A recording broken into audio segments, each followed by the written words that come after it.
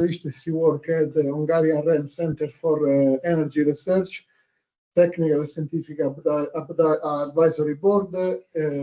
She is in Budapest, Hungary, and she is cooperating with us. An entity, a institution, is cooperating with Tor Vergata in a European project called P104. I don't know if you will be able to also spend a couple of minutes on the project as well.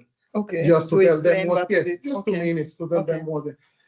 The theme is investigation of CBRN events. We start the module with the tabletop exercise, but from this lecture, you will start to go deep into the thematic of this module. Eva, thank you for joining us today. I leave you the floor. See you later. Thank you very much. Thank you for the nice introduction. Good morning, everyone. As he told, I am Eva Szeles from Hungary, and just a very, very quick introduction. My original background is chemistry, so I'm a chemist.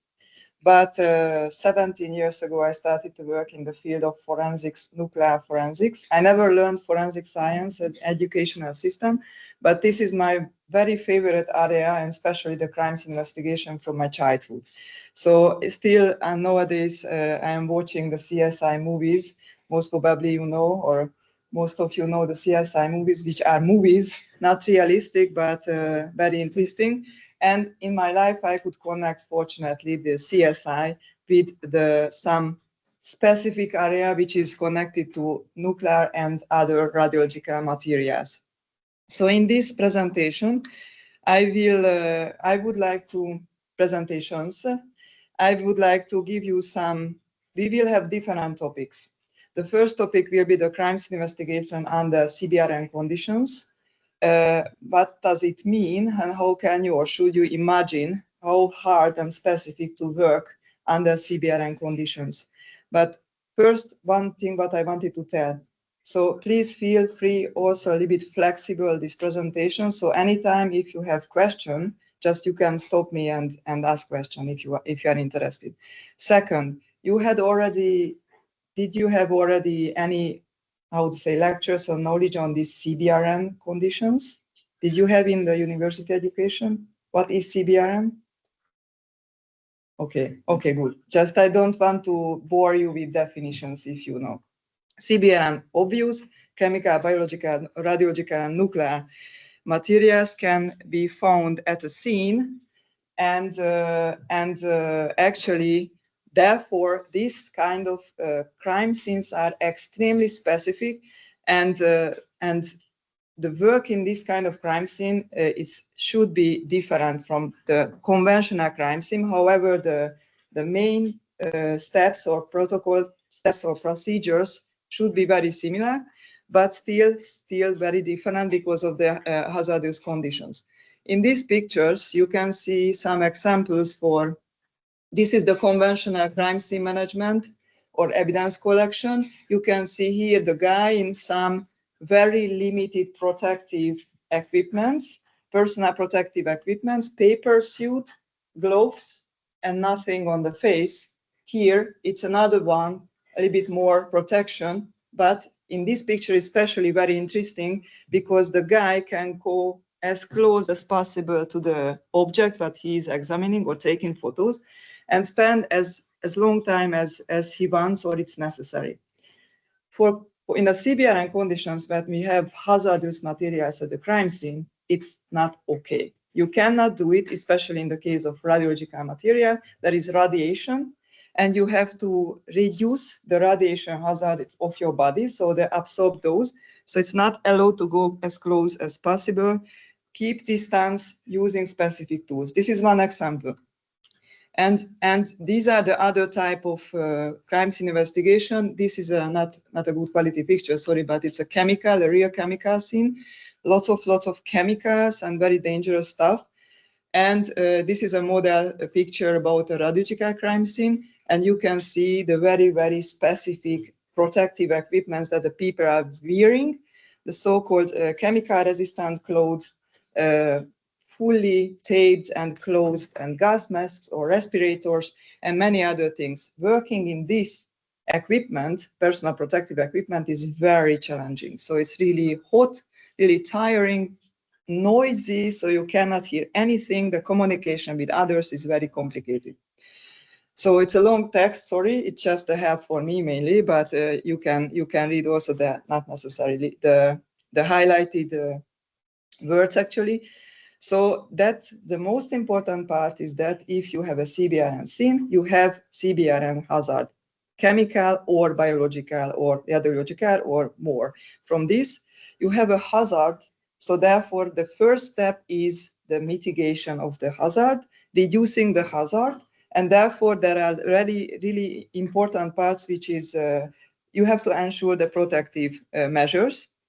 These scenes are extremely complex and needs very specific expertise to handle them. And sometimes they are very time consuming. So it's not so easy then going to the crime scene and collecting something, but you have to plan very precisely what you will do at the crime scene and how to do it. And then the most important part is protect the lives and health of the crime scene investigators and also the public. But in between, because first is safety, but in between it's a crime scene. So you have to ensure also that you will preserve the integrity of the scene and the evidence, and you will collect the evidence in between. So this is a very complicated situation. There are some main factors that you can see in the slide. As I mentioned, there is a hazard. First is the protecting and saving life and also the environment and the public. You need protective measures, very specialized equipment that I mentioned, and you could see the picture, the personal protective equipment, and preserving evidence. Some other pictures, why unique the CBRN scenes, it's not just a crime scene, it's a crime scene, which means that you have to have a cordon around the crime scene, which is the security, ensuring the security of the crime scene in order to avoid any person is entering the crime scene who doesn't have a permission. What does it mean? In a crime scene, only the crime scene investigators can be inside and collecting evidence. Nobody else can enter to the crime scene, and the cordon is and the zone control is ensuring this. In this case, it's not enough. This is not enough. That's a very complicated situation, could be, and there are not only a cordon, but there are more cordons or so-called perimeters, and you have to establish different zones related to the specific scene. There is something which is absolutely inside this hot zone. Here is the radiological could be. Here is the dangerous material, CBRN material can be found.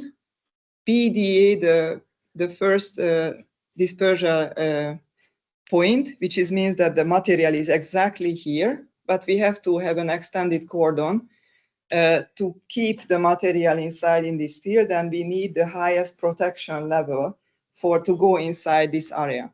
There is another cordon around this red zone, the yellow zone, which is already a clean zone, but as the crime scene investigators is going and other response personnel, not only crime scene investigators, because it's hazard mitigation, so there are also first responders, firefighters, ambulance people, emergency workers. Maybe they will be the first guys who are going to the scene and saving life and reducing the hazard, but in between, again, the crime scene and the evidence is another question. So, but they are going inside and outside, so it's an entry-exit point in this zone, so they can disperse the material with them. So on their body or the protective equipment, maybe their legs are contaminated, and when they are leaving this red zone, they disperse a little bit the materials in the yellow zone. So therefore, this can be contaminated, but much less contaminated. And therefore, we have to have here a station, the so-called decontamination. We have to clean the people and all the equipments which are leaving the scene if we have contamination on the surface or in the air. This is the most dangerous part. For example, I will tell you a little bit later, but do you have any knowledge about radiation, radioactivity? What is radiation? Okay, that's, you know, that if you have a radioactive source, there are, some how to say, illustration. This is a radioactive source. If the source is closed, what does it mean? In a capsule, the source is inside, so-called sealed source. The source won't be, how to say, giving out like particles or powders. Source inside, but if I put here, there, or there, depends on how strong is the source, my body will get some radiation. If it's not a closed source, but it was broken, particles can come out and like a dust everywhere on the surface or in the air. This is the most dangerous, especially for not only for radioactive materials, of course, but if you inhale it or ingest particles, it will, in the case of radiation, it will bombarding your tissues from inside. So this is even a little bit more dangerous, depends on the type of the radiation, than if you have just a low level radioactive sealed source. Anyway, so, and other type of materials, especially for chemicals, and biological is an extra super dangerous something, but for chemicals, it's also, in most of the cases, it's surface contamination. So everything which is used like the special personal protective equipment, different levels, maybe you could see already some pictures. This is almost the lowest level, like this chemical resistance suit and the respirator that I showed. And this is the level A. It's used mainly for biological hazard. This big astronaut clothes with so-called positive pressure inside and respirator system, so cylinders and oxygen system inside. It's positive pressure inside because if there is an accident and the equipment will be opened, then the air can go outside and not inside to avoid contamination, especially very important in the case of biological scenes. And the decon, as I mentioned, after people leaving the zone, they have to be decontaminated, washed by different specific water or chemicals. And it can, not only the people, but also sometimes the evidence should be decontaminated, which can cause a problem with the evidence, integrity of the evidence, or the evidence condition. So this is something which is happening, should happening here. And then the next zone is the green zone, when there is no contamination dispersing anymore. It's not allowed at all. So green is clean completely. And there are different type of cordons, like outer cordon for, again, security, and inner cordon for safety, and also security. And the weather conditions should be considered, because if we have a strong wind and going to for this direction, then we have to extend maybe the zones, depends, because the wind is flowing away the particles. And the crime scene, these are the safety zones. Has a perspective from the hazard, but if crime scenes can be anywhere, can be inside the full red zone, or the full area can be a crime scene, depends. So the crime scenes should be cordoned on other specific way. Okay, so what is the investigation protocol for CBRN? Most of the cases, as I already mentioned some parts, there is a preparatory phase, which is the large area survey and establishment of cordons, because we have hazard. We have to check what about the hazard in the scene, and how much material and what kind of material we have, and how dangerous is it. Okay. The next is the scene control, as I mentioned, and another one is the detection. So detection, we have to detect what kind of material we have. And therefore, we have to do a kind of survey. So when we are going around with detectors, handheld detectors, and measuring some dangerous stuff, and then if we found the source, the so-called hotspot, we go close and identify, locate, this is here, and what is it exactly. Then we have to record the scene, of course. It's very important. It's a crime scene. It's a crime scene. We should record the crime scene before anybody is entering and disturbing the crime scene. What does it mean? If this room is a crime scene, before we do anything here, we have to take photos and videos to record the scene as it is. So if we don't do it, it can be a problem at the end of the prosecution of the criminal case or terror attack, because maybe the court won't accept as evidence because anybody could manipulate with the crime scene. So this is also very important. Planning phase, roles and responsibilities, who will do what in the crime scene, especially in a hazardous environment. And we need always very strong expert support. Crime scene investigation is happening in every country by police, which is obvious. That's very, very, very important because they have the permission to collect evidences. But this kind of scene is so specific because of the hazard, without expert support is very dangerous. So all the scenes needs kind of scientists who are supporting the work and giving advice to protect the health. And also supporting the crime scene personnel to collecting the evidence. And it's also important to mention evidence is not like, you know, CSI movies, evidence is mobile phone. It's a typical evidence. Mobile phone, there are digital data, could be fingerprints on the surface, DNA, many different things could be analyzed. But this mobile phone can be contaminated with some dangerous stuff, chemicals or radioactive powder. In this case, it's a contaminated traditional evidence, and it should be handled on a different way than the normal mobile phone. Maybe some police laboratories or many of them cannot do it. It needs a very special laboratory. And this is one thing. And this other thing, which is very important, the CBRN materials are also evidences or can have evidentiary value. Not only the conventional evidences, but the material itself, because it's related to the criminal case or terror attack, and therefore we have to use it as an evidence at the court. Okay, packaging and transport is also special, and decon, as I mentioned. I wanted to show you some cases I won't explain. Maybe you know them. If not, you can check. You will have the slides, so you can check in the internet different cases. There are how many cases, not how many, but the most famous cases related to CBRN areas. The chemical events, very well known. However, it was many years ago, the sarin attack in Tokyo, when 13 people died and thousands were injured. It's a very, very well-known story. And there is another one, a chlorine bomb was exploded in a shopping mall in Indonesia in 2015 in a men's toilet. Fortunately, nobody died, but it was still a terror attack. And some other attacks using nerve agents, very special chemicals in Malaysia airport.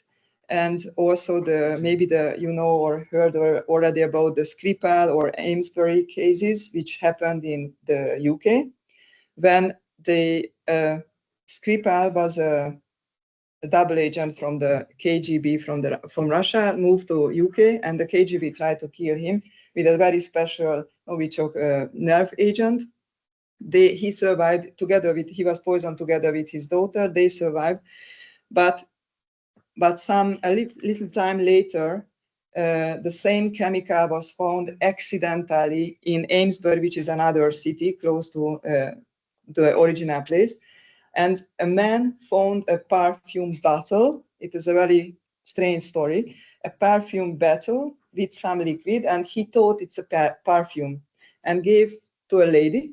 A lady used it, and unfortunately the lady died. So it was the same chemical accidentally, but the police connected to the original case. And the last one is, actually I have a video. If we will have time, I can show you, but again, you can find in the internet. The last case is not an attack, not criminal case. It was just an explosion. I mean, accidental situation. But the video is very impressive, I think, to see the chlorine gas explosion in Jordan Aqaba port, when lots of many tons, 30 tons chlorine gas was just exploded, and several people died in the accident. Biological, there are several anthrax cases, of course, all over the world. And in the US, there were many cases, but in 2001, it was a special attack against Washington. So this is one sample and example, and recent attacks recently also in Germany by some terrorists. So there are, again, there is a description connected to the slides, but you can find in the internet more information. And this is not really I have many other things to tell still. Then this is my field, because my field is the nuclear and other radioactive materials, so the RN. So the radiological events, most probably, I don't know, maybe everybody heard about the very famous Litvinenko case, Alexander Litvinenko. Have you heard about that? It was in 2006. Alexander Litvinenko was also a double agent from Russia to move to UK. And he how to say, gave some information to the British intelligence about the Russian intelligence work and the Russian mafia. And therefore, the KGB decided to kill him. And he was poisoned by polonium-210, which is a radioactive material. And it's a very special material because it's alpha emitter, which means that the alpha radiation is traveling in the air only some centimeters, and it cannot measure from a far distance anymore. So it's not like gamma radiation going through the walls. It's alpha, it's just a very short distance because it's a big particle coming out from the atom. And therefore, it's, as radiation is not so dangerous, but if you inhale it or ingest, it's bombarding your tissues and it's very dangerous. So it was, his tea was poisoned, and then he drank this tea, and after some days he started to feel very, very bad, of course, and he was transported to the hospital. And the story is a little bit strange because during 23 days, in the hospital, the doctors were not able to find what is the problem with Alexander Litvinenko. He knew, because he was working in the KGB in Russia. He thought he was poisoned, and when he gave tips for the doctors, like it was maybe thallium, it's a special metal, thallium, because after some days, 7 or 10 days, he lost all his hair. I mean, hair and all the body. This is a typical symptom from thallium poisoning, and KGB is using thallium or was using thallium. But it's also a symptom from radiation sickness, just they were not thinking on that. And they didn't find anything, and the radiation cannot be detected because it's alpha. It didn't coming out from his body. They checked after many days. They checked with the radiation detector, the body, but it was not radioactive. So anyway, after 23 days, somebody thought, okay, maybe it's still radiation sickness, and let's try to check the alpha emitter. And then they measured the polonium and identified the polonium in his urine sample. And the strangest thing is that on this day, the 23rd day, he died. But anyway, it doesn't matter because he got so huge doses inside that body, it wouldn't be possible to save his life. But it's a very, very, very strange and very sad story. But in between, it was a very good lessons learned for the investigators, the doctors, and many, many people in the story, including the crime scene investigators, because all the crime scenes, the hotel room, his room, the bar of the hotel, even the airplane when the material was transported, everything was contaminated completely with this polonium because it's an easily contaminating material. Anyway, other cases don't want to explain it, like putting other chemicals to envelopes. Not only anthrax, but radioactive materials can be also good in envelopes and sending to public bodies. It was a case in Slovakia with americium-241, which is also an alpha emitter and can be also contaminated, can contaminate everything. That's also, nothing happened with people, but it was a case. And nuclear events, not too many. Nuclear materials, not so radioactive, but they have a very, very high price on the illegal market. So somebody want to sell nuclear materials, it's a really high price. So one very famous case, however, it was also many years ago, 1994, this illegal transport of 360 gram plutonium in Germany. It was confiscated in the airport in Munich. And this is an interesting case because it was in a suit case. And you should know that the plutonium is super extremely dangerous, not because of radioactivity. It's not super radioactive. It's very highly toxic material. So micrograms, a very small amount is the lethal dose. And this was, for me, from my perspective, it's fearful, 360 grams. Nobody died or nobody injured in this case, but it's also an interesting case, and many other cases related to smuggling of nuclear fuel pellets. Okay, I won't show you now the video. I just would like to go to another topic, which is not CBRN, but RN only, but I hope it will be interesting. And at the end, before the break, I will show one video which is maybe would be interesting. So I already asked you, so maybe you know, all of you, what is radioactivity or nuclear materials. I don't want to bore you with these scientific details, but actually, you know that in the case of radioactivity, the atom is unstable, and when the stability is not enough anymore, then some other particles coming out the atom and new atoms will form, more or less. And it could be, depends on the decay type, could be different type of radiation. Nuclear materials are also radioactive materials, just they have a very special behavior. They can have this self-sustaining chain reaction, so they are useful for nuclear power plants and energy production. By the way, radioactivity and radioactive material is more a scientific definition. What is radioactive material? And nuclear material is not scientific. It's a definition of the International Atomic Energy Agency and big organizations in order to categorize the materials which can be used for nuclear power production. Uranium, plutonium, and thorium, these three are the nuclear materials. And of course, they are used for peaceful purposes in nuclear power plants, and they can be used for malicious acts. In the case using like in nuclear terrorism, I will go there, just I wanted to show you again a very dry slide, sorry. But I have to mention also the definitions from the International Atomic Energy Agency. That is the material outside of regulatory control, which means that if the material is leaving the regulatory control, that it will be unknown, and we have to find it or detect it, and it can be used for malicious acts. What does it mean? We have nuclear materials used in, or radioactive materials, both of them, used in different places, radioactive sources, hospitals, cancer therapy, industrial purposes. If they are in the facility and there is an inventory visit checking that we have the materials in the facility protected under physical protection, and everybody knows they are there and what kind of the materials, it means that it's under control.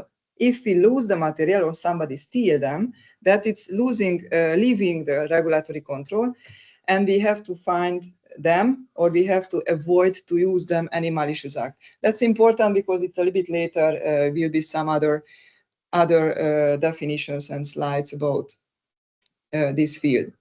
So nuclear terrorism, that's another category, and could be, and I will also show you, could be two different categories. If there is a material outside of regulatory control and somebody wants to use it for a bad purpose, a malicious act, there are two big categories.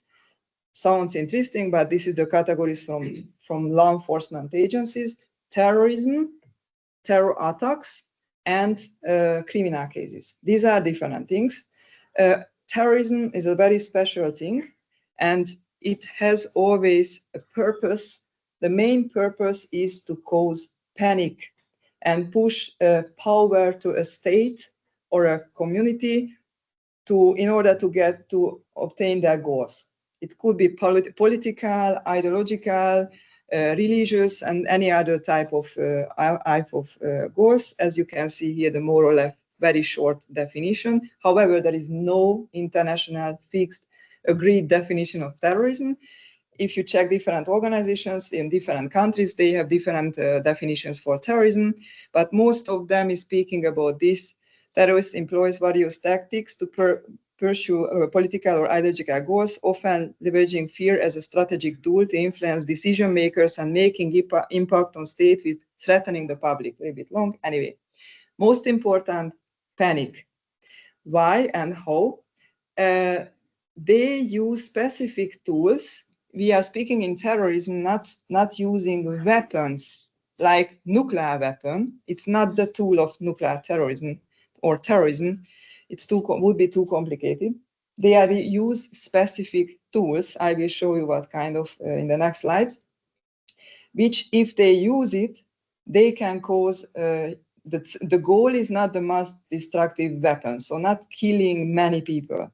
The goal is really to cause a huge panic. If there is, imagine there is a big event in a city, like a concert or a minister visiting a capital and give a speech or something like that. It's a big event. There are many people. And there is suddenly an explosion. An explosion is in itself extremely fearful. Everybody will be in panic, running away, and so on and so on. So this is itself is very fearful. But if people will post on the social media or giving the information, it was not an explosion only, we packaged some radioactive material together with the bomb, that will be a really fearful situation, and people, of course, afraid radiation a lot. I mean, very much. So therefore, the panic will be huge, and this is the goal of the terrorism, and it can be, as is in the slide also, fabricating different devices to use for terror attack, or another possibility is attacking some facilities like nuclear reactors. Again, it's it's a very complicated situation. It's much easier to fabricating something.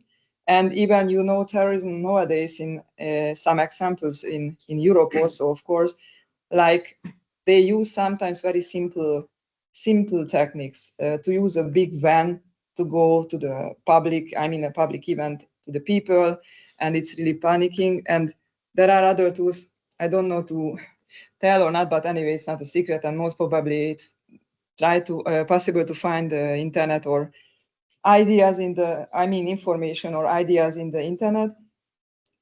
Some countries are really, or many countries are really focusing on fighting against drones, because another tool, and I'm not speaking about CBRN, it's a conventional attack. Imagine the following situation. There is, again, a big event, many people, festival, everybody's dancing, concert, and some drones going into the area and not using anything else, just some painting materials, like red painting, from capsules dispersed to the people, and people try to start to realize that something is falling like rain, but they started to see that it's red. So it's like blood. That's really fearful. And again, the people starting to panicking and running away. Maybe more people will die because of the running away in the mass than just because of any attack. And it was not a weapon. It was just a very simple tool. I don't want to give any of you ideas, but anyway, so these are another possibility. So sometimes, however, this is my field, and I love this field, and I love the investigation on this area. But sometimes we are speaking about that, why to use complicated tools like radioactive materials to produce any device, because these simple devices are much more really simpler to use. Hopefully, actually, and hopefully they never use these other type of devices for terrorism. And the next, I'm just checking also the time. Anyway, so what kind of devices? And I mentioned we are not speaking about nuclear weapon, atomic bomb. Why? Because to produce and build a nuclear weapon, an atomic bomb is extremely complicated, extremely. It's very strict rules and regulation how to do it, and the technology is very specific.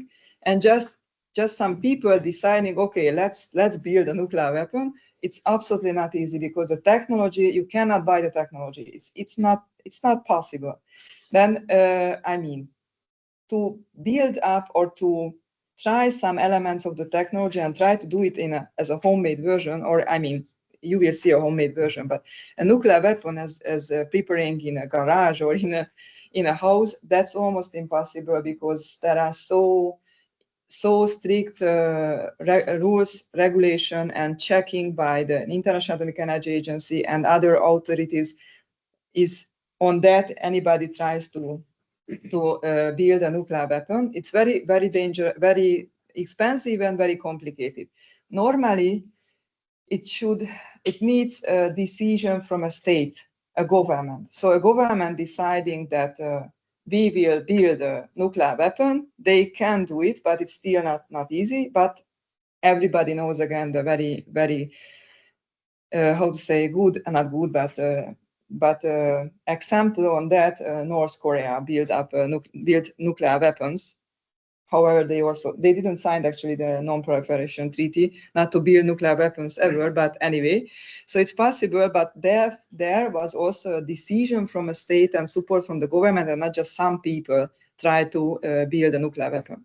So terrorists don't focus on nuclear weapons, more or less. It's too complicated, but they can build other devices, which is, I mentioned, and much can be simpler. The first is this so-called radiological dispersal device. Is anybody know? This picture is very, very, how to say, good illustration. And I also already mentioned this example. The conventional name, do you know the conventional name of this RDD? Yeah. Exactly, thank you very much. Of course, even nowadays it's so popular and fancy, you can find computer games and movies and lots of movies about dirty bomb. However, it started to be popular 20 years ago already. Anyway, so that's the dirty bomb when we have conventional explosive package with radioactive material, explosion, and the explosion will disperse the material on a bigger area, contaminate people. This is not the only option. Actually, there are other possibilities, using an airplane, for example, a small airplane, and contaminating an area. And there is another possibility, which even the explosion, dirty bomb is the best because it's really fearful, the explosion itself. But there is another option, air conditioning systems. It's also a typical scenario if we are speaking about terror attacks on public places. Imagine again the situation. There is a big shopping mall. There is a cafeteria in the shopping mall, and somebody puts some radioactive powder in the air conditioning system. Powder is coming out, and maybe it's just a scenario. Maybe 2 or 3 days ago, this group or people or person is posting on the social media, okay, I contaminated this cafeteria with radioactive powder. So can you imagine that a shopping mall is a huge place? Many, many, many people are there every day, thousands. And during 3 days, how many people were in the cafeteria, in the shopping mall, were inhaling the material and on their clothes and shoes, dispersing the material and contaminating the full shopping mall or the part of the shopping mall or even their houses or apartments or something like that. And this is a very simple scenario, not so easy to do it because air conditioning systems in the shopping malls are a very closed system, but anyway, nothing impossible. So that's this scenario is also very fearful because what should happen after this situation? The authorities should find the people who were in the shopping mall and in order to decontaminate them or have a treatment for them if they inhaled the radioactive powder. And can you imagine if they posting in the television or I don't know, the media that there was a contamination in the shopping mall, please, if you were there in the last 3 days, coming to this and that hospital. Even somebody was not in the shopping mall, we run to the hospital.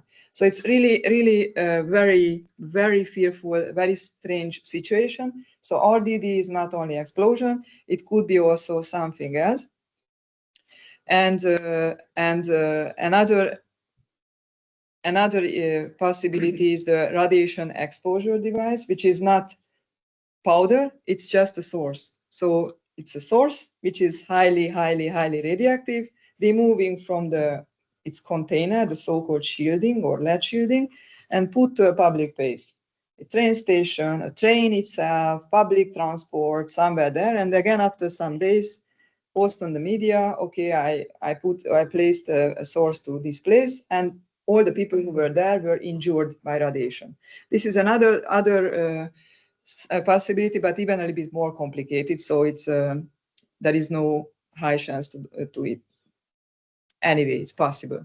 And the last one is the improvised nuclear device, which is a homemade nuclear weapon, but it's a very small version and very homemade. So it's not like a nuclear weapon. The explosion will be similar, but absolutely not. I mean, it will be also the nuclear yield reaction as the nuclear weapons, but very in a very small area.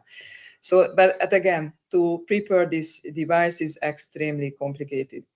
Time is running. I will finish soon for a break. Just a couple of minutes to see some other information. I won't go into details. What kind of materials are good for this type of devices from radioactive RDD, or I mean the disperser device would be anything which is used for the the industry and hospitals and others. Could be also low activity sources, so not highly activity sources, but even more effective if the radioactive material is very active. Like cesium is one of the best, and most of the scenarios are speaking about cesium, because cesium chloride looks like the table salt, white crystallic powder. It's easy to disperse if you use anything, air conditioning or a bomb. It's easy to disperse the cesium. So it's something which is other type is iridium is very highly radioactive. Cobalt is not so good because it's very small metal pellets, the source itself, so it's not so easy to disperse. And for example, in the explosion, it can be melted. So anyway, but as I mentioned, plutonium powder or anything is good for these devices. And actually, as I also mentioned that nuclear materials are very strictly protected in the nuclear facilities. So to steal them, it's very complicated, including plutonium actually. But radioactive sources used everywhere. I mean, hospitals, research institutes, universities, and many different places. They are also protected, but it's a little bit easier to steal them. And as they are much higher radioactive, the radioactivity is much higher, could be, than the nuclear material or uranium, that could be very effective. One more example for it. But it needs, the explosion needs a very special expertise, because it's not enough to have just an explosion. We have to explode, I mean, who is doing it? Exploding the material up, because it in this case will go down to the relatively small area, causing higher level of radiation. Otherwise, it will be dispersed, and even the radioactivity won't be measured at all. These are the very highly radioactive sources, and it will be, I think, my last example for that. Very highly radioactive sources. Sometimes the size is very small. Sometimes really you can see comparing with this pencil that it's very small. Sometimes looks like a button, a small button, battery anyway, and could be very small. But if I place here, within seconds I will get the lethal dose. So that's really it's a really dangerous material. These are the types of uranium. Doesn't matter, just there are not only natural uranium, but so-called highly enriched or weapon-grade uranium. When this fissionable isotope to uranium-235, this is the only which is used for electricity production of bomb. It should be in 90%. In the nature, if you find uranium, this isotope is only in this 0.72%. So you need to increase the amount of this isotope. Okay, plutonium doesn't matter. And I think we can have now a break if you want, and I will continue from this slide. Okay, how many you need? Maybe 30 minutes at 10? It's okay? It's okay. Okay, thank you very much for your patience.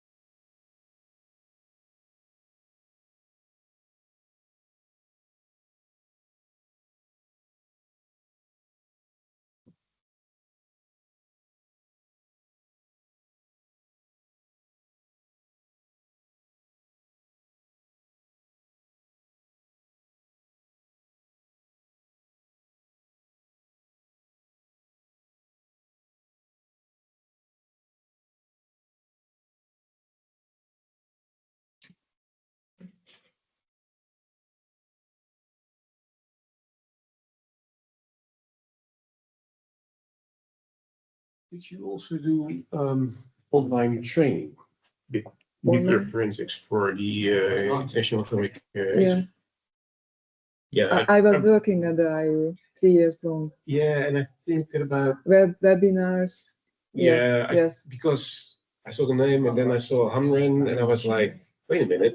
Yeah, because I was follow- working 3 years in the agency and then I left and now I went back to my original institute. So I'm in Hungary again. Yeah. Yeah. So I guess I followed one of your online seminars, which Okay. I was in Ixent once, with the Ixent course. Oh, that was also an Ixent, yes. Yeah, that was. It's an UNODC event. Yeah. Yeah, because I sometimes they are inviting me for mock trials Mhm. and trainings or webinars also. Yeah. Yeah. So I did this Ixent training, I think a year and a half ago in The Hague. Yes. And Yes. Ed van Zaal arranged Yes, that of one. course, Yeah. my very good friend. Yeah. Yes. And I think about 2 months after that, there was an online training course on nuclear forensics. Maybe I don't remember. Most probably, yes, Yeah. at that year Yeah. because it was last year. I mean, Oh, it's actually, probably. Yeah, the webinar. Yes, Yeah. I know. I think. Yeah. Yes, exactly. Yeah. About the 24 hours measurement of the surface. Yeah. Yes. Yeah. Yes, I was not in front of the camera, but I how to say organized the scenario and Yeah, but I think taking also, the videos and my name was there yeah, and because also, I was the idea owner and the how to say Yeah. director of the story. yeah, and there was also the other training about nuclear forensics, so how to deal with it and the lab investigation that has to be done. And how exactly. to do, Exactly. Yeah. Small Yeah, world. because definitely because I wanted to ask that you are from the Netherlands. Yeah. Mhm. And what is your background? I work in forensics. I studied analytical chemistry and some organic chemistry, but that was Okay. way long ago. So now I'm working at forensics, and I'm also a member of the CBRNE team. That's nice. Of the National Forensic Yeah, Investigation Team. By the way, CBRN itself is not very much I mean, I am not a CMP expert, RN, but they asked this 4 hours presentation, therefore I wanted to start with the CBRN conditions. Anyway, it was very short because, it would have been a much longer, but we don't have time. Anyway, so it's very good to meet you, and Nice. if I know Ed is retired now, Yeah. but he is an amazing person. Yeah. I know him for 15 years, I think, Yeah. and we were working a lot together. So yeah, he's a great guy. He's still doing a lot in Yes, I know. in this field. Yeah. He is also as a contracted by the agency as senior expert, and still developing training courses and others. Yeah. That was And I learned a lot from him also, and also from the Netherlands, because you have so amazing capabilities on many things. Forensics is one of the best, if not the best in the world. I mean, of course, there are nice capabilities in the US, the Finnish and in Norwegians UK. are really doing great. Yeah. Yeah, but as I can see from my perspective, the Netherlands from this field is extremely good. From CBRN response is the UK. They have amazing experiences. Yeah, but then of course they had lots of terror, and they had lots of terror attacks. Not only I mean this type of attacks, normal terror attacks. So they have lots of. This is the reason maybe they have lots of experiences. Yeah. And actually, I didn't see really between us very amazing capabilities in the US. No. They have money, they have equipment, and a big mouth. Yes. Yeah. Yes. So in Europe, we have much more things. Yeah. Like in Hungary, our strongest field is the nuclear forensics because it started in the 90s. Yeah. Because of the border smuggling through the border. And so we have many years experiences and build up the capabilities. And from 2016, I started to tell 15 to the authorities at home, we have to have a common procedure for crime scene management, this radiological crime scene management, because until that time, I will, I think, also tell now, but you know very well, it's obvious in the crime scene, the crimes investigators can work. This is obvious. Yeah. But in the past in Hungary and many other countries, the hazard mitigation or reducing the hazard is the task of first responders or wells. And they are running, in Hungary was the same, running to the scene, collecting the material, okay, because it's dangerous, depends on how dangerous, and disturb or destroying the scene completely, and nobody was thinking on that. Well, And therefore we thought, okay, maybe it's not so good. So we build up our procedure. We are working together with the police. So we have a combined expert team. Our experts and the police, they have a special team. If we have pathological crime scene, we are working together. But we have a law which is allowed to for us to enter together with them, of course, and controlling by them. But it depends on the scene. Of course, it's highly dangerous. Then crimes investigators cannot go first step. So anyway, it's a complicated story. So this is my strength in Hungary, I think. Anyway, but traditional forensics, I was working with Ed a lot. I learned a lot from him, and at home also from some experts. But anyway, that's nice. And how do you like Italy and this course? Yeah, good. Yeah, some I know that I'm, or at least the Dutch are very pragmatic in some things. But no, it is good. Some things are already more or less like familiar, and some things are really new to me. So yeah. It's good. And when did you start? I mean, only February this year. Okay. Yeah. So the full course started and this time, or you? Okay. Yeah, for both first. So you didn't have too many. I mean. No, because I wanted to ask, I don't know exactly, but I wanted to ask what is the background of the people, because if they are like you, has experience of forensics and CBRN, I don't want to speak about. No, I'm the only one from forensics. The guy sitting at the background, but he maybe is working here. He's this guy. This guy's from the fire department in front. The two guys behind me, from Italy. From Italy, okay, because I could see he was taking notes, so I could see he was listening very carefully, and there was a lady or somebody there. Yeah, the lady with the she's from the United Arab Emirates, from Dubai. Dubai police, maybe. No, she's from the government. She's one of the advisors. Okay. And then there are a lot of. But I only started this week. A lot of guys from the Emirates. Yes, Professor Andrea told me that they have 15 people. Yeah, one is a nuclear physician, I believe. Oh, great! Then I'll point him out to you. He's a really nice guy. Okay. These two guys sitting behind me are both Italian. They're from the CBRN school. Okay, then I have the last knowledge on the field. And then there are that's one of them. He's from CBRN school. And then there are others. We are speaking about you. Yeah. And then you are from the CBRN school. Yeah. So I have the less experience here on CBRN, I am afraid, but no, I am an RN expert, so the CB is not really my field. But we have this project, this professor mentioned the P100, 104. Have you ever heard about this? Not yet, no. This is, I will tell to everybody, but it's a capacity building on CBRN forensics in the Middle East. So Jordan, Lebanon, and Iraq. And this is the project. This university is also a member, a consortium member.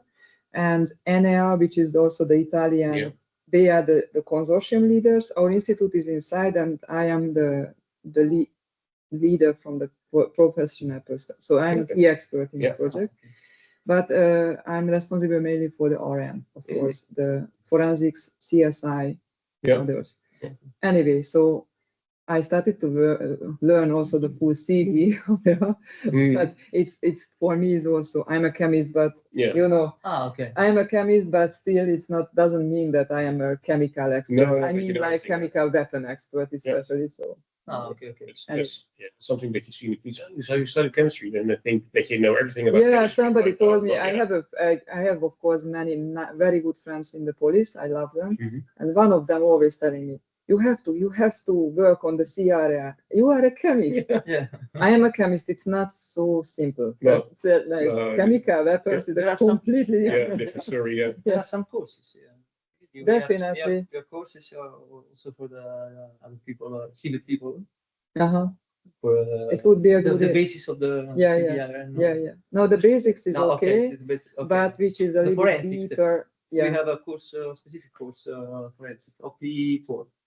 We call it OP4. And Okay, good. It's the forensic, yeah. That's good. With the Carabinieri, with Uh-huh. with the help of the Carabinieri. Okay, very good to know. Because I'm a chemist originally, as I mentioned, and I started to work in our institute 17 years ago. So I am started to work on nuclear forensics, which is of course not the traditional one. But I will tell you. But I learned a lot from the police because I was very lucky to work very closely together with them from almost from the beginning. Scientific police. No, they call themselves criminal forensic department. They are responsible for the crimes investigation. And I also have a very good connection to the traditional forensic institute. So we are working together, and we are also teaching forensic experts to work with what I mentioned, the contaminated evidence, how to examine the contaminated evidence. This is what we are teaching for them. So I learned a lot, and I was lucky. Really, it was a biggest adventure in my life. Thanks to the Hungarian police, I could participate at the CSI training. So I have also training and some experiences the crimes investigation. Because it's really important not to be in this field. It's absolutely not enough to be a scientist. It's very important to understand the work of the police, how they are working. That explains. Yeah. And to understand the laws and requirements from the police and also from the court, the prosecution area. So this is something which is my field altogether, connect everything together. Anyway, but I know very well for CBRN, I mean, but I also know very well this protective equipment, how to use the PPE, special dressing, undressing process, beacon, everything which is a kind of scientific related. Anyway, that's more or less. Okay. It's funny because I was talking to some people in the Netherlands. Yeah. Because I was already thinking about the thesis, and a lot of people they speak about the forensics in a CBRN setting. And it's like, yeah, we can do so if we have a chemical agent or we can do the forensic on it. And I'm like, but I'm thinking from a traditional way. Yeah. DNA, I'm thinking from faces. I'm thinking from scientific. Yeah, and this the only thing they are doing is basically just should be a combination. Yeah, looking at how is it made, what precursors are being used, what gluten, so they can, of course, say something about the process, so that you know if it's, for instance, like Syria, a product from Syria, or from the Russians or whatever. And I'm like, yeah, but that isn't forensics. It's just profiling of the compounds. Definitely, And absolutely. It doesn't give me any names, and that's what I want from a forensic point of view. Definitely, the link, because this is the goal of forensics, to find the link or linkage between. In this case, we are speaking about the material and people, places, events. Otherwise, it's really. I spoke to the head of the CW lab. Yes. They are the amazing chemical. Yeah.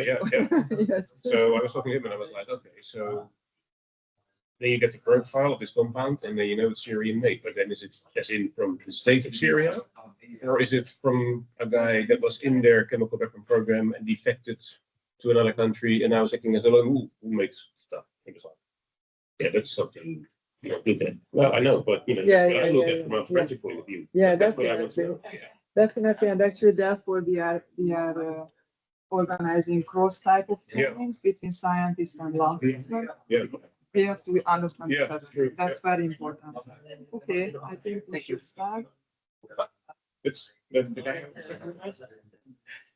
Pardon? We are speaking about you. But you did a great study. Background, background. I mean, your knowledge. You said background, knowledge. You can speak more about nuclear materials than me. I just wanted to give a very short brief. Because I wanted to answer the beginning that I forget your background, because you are some of the scientists that don't want to go into the scientific details, or law enforcement is another story. So you are okay, civil defense, then you are the first responder part of emergency. Excellent. I said the emergency. Okay, nice. Civil defense, excellent. Okay. Political science. But Political science. that's also important. That's a good possibility to open. And then I wanted to be just very quick as basic information about the coordinates and zones. But from civil defense, you know most probably much more than. Anyways, I just wanted to give quick information depends on the audience. Anybody else? Well, I want to tell more about chemistry, my brother. Excellent. Okay, civil. Civil defense. Biotechnology. Pardon? Biotechnology. Okay, okay. Oh, wow, biology. Okay, and on the background, I have new method. International relations. Okay, okay, good. Thank you. Because I forget to ask you to change my talk, which is necessary or not. So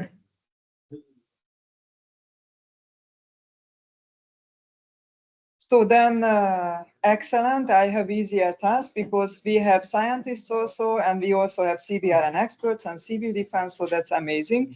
So therefore, the next part or next area of the presentation or presentations will be more specific for my fields, because as I mentioned, I'm a chemist, but my field really the overall response to criminal and other intentional unauthorized acts involving nuclear or other radioactive materials or nuclear security events, and including radiological crime scene management and nuclear forensics. So these two will be the next topics will be, sorry, yes, just, I just want to check. Okay, so these are the categories. Again, I don't want to go to details because it's not too interesting. What kind of categories we have in the case of nuclear materials and radioactive sources? How dangerous are they? Or we use these categories based on the documents and definitions of the International Atomic Energy Agency. They are different categories, and we have to handle on different way. Especially if we have this material found in the field or in a crime scene. We have to measure the material. We have to know what kind of material we have. Direct use nuclear material is directly useful for nuclear weapon production, like as I mentioned, plutonium or so-called highly enriched uranium, which is more than 20% in this fissionable isotope, or indirect use materials, natural uranium or others, which is not useful directly for weapon production, but still can be used for different purposes. However, I mentioned we are not speaking about nuclear weapons, but still, if we have these materials following the procedures in international guidances, we have to categorize the material. Which type of from this, and in between this type, how dangerous. In the case of nuclear materials, category 1, 2, 3, radioactive sources 1, 2, 3, 4, 5. Category 1 and 2 are extremely radioactive sources. Based on the categorization on the field, we have to organize the transport of the materials on a safe and protective mode. Therefore, this information is really important.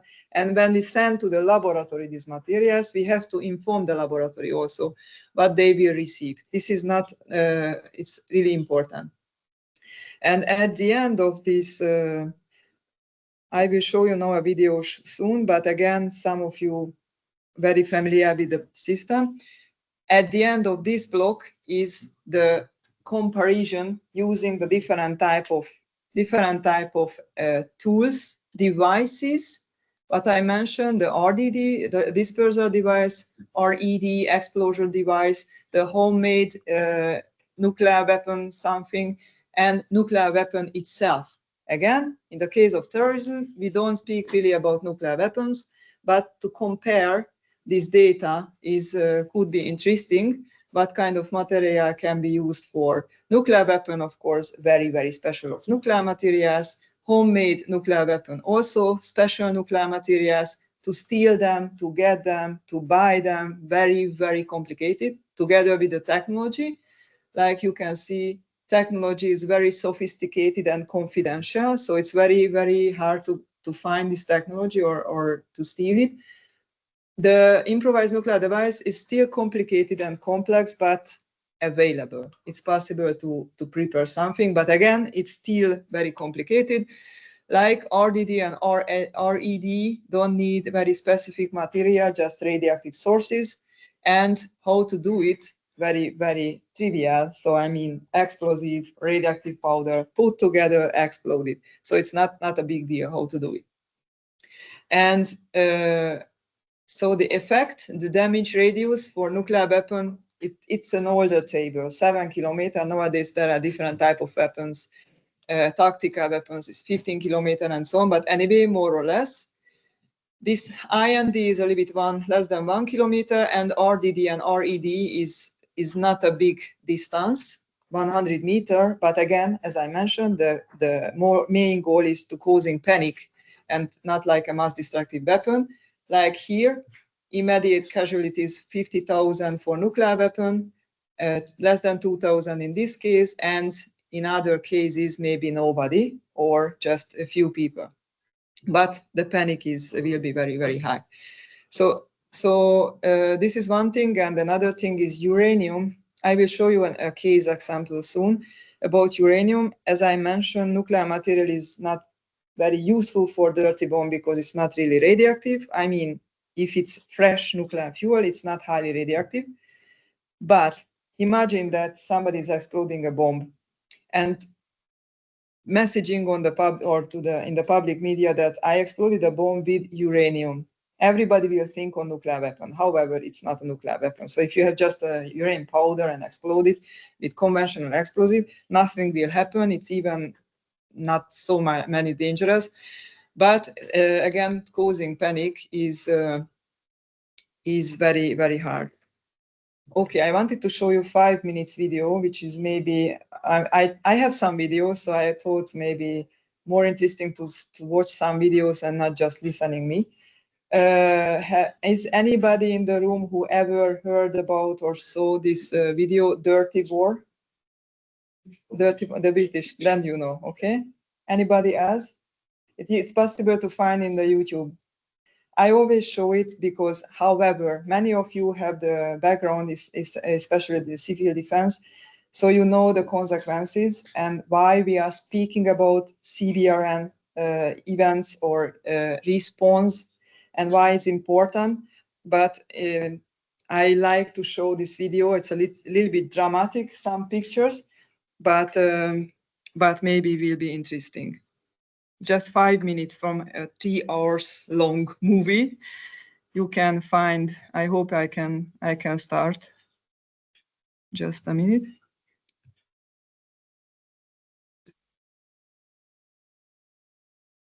Okay.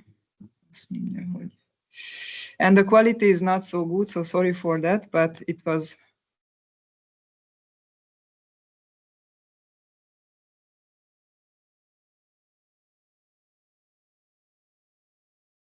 Oh, I don't know how to, okay, maybe, sorry.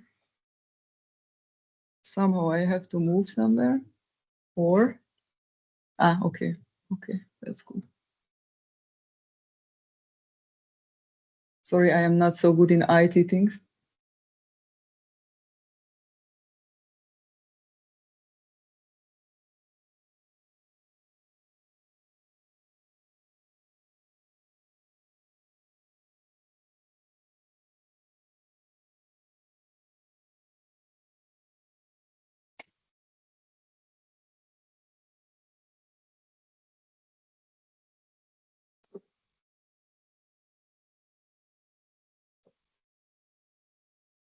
It's the radioactive material.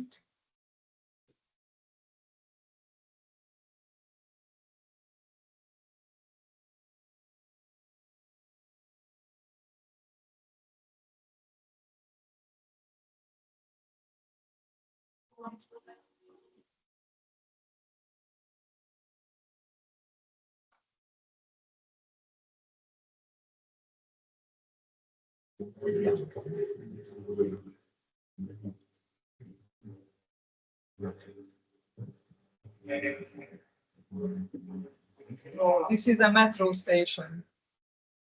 lots of people.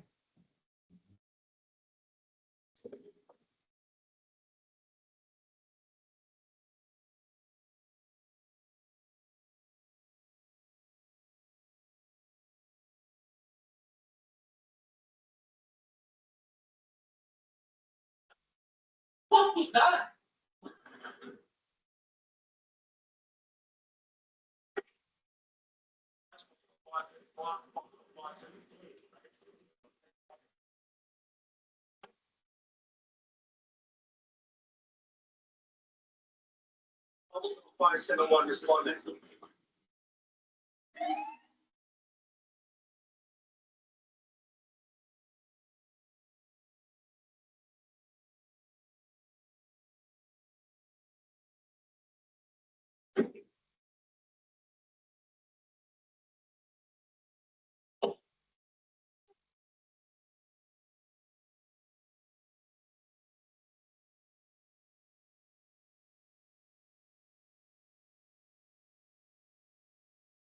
Flight 71 to control. Mobile to incident. ETA approximately 2 minutes. Repeat, ETA 2 minutes. Over. Got the intergram.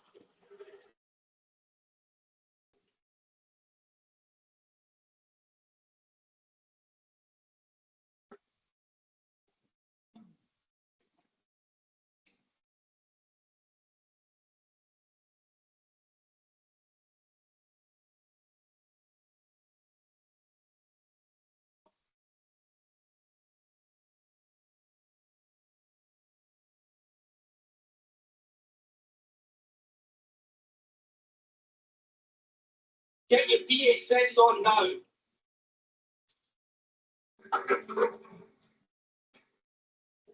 Foxtrot 571 control. Dosimeters alarming. Repeat, dosimeters alarming.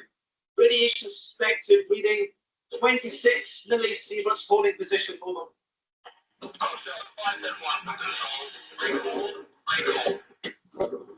Foxtrot 571 control. We have suspected mass casualties. We have serious fire hazards. We need all services at site ASAP. We have a major incident. Repeat, major incident.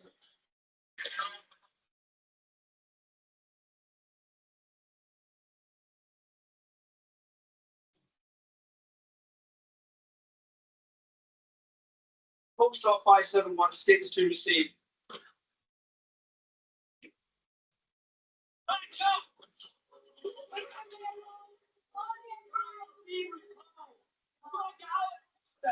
Fire control report with several units approaching the site, reporting high levels of radiation. While they detected radiation, the incident commander asked them to go back because it's a major hazard, very hazardous thing. And all the protocols should be changed.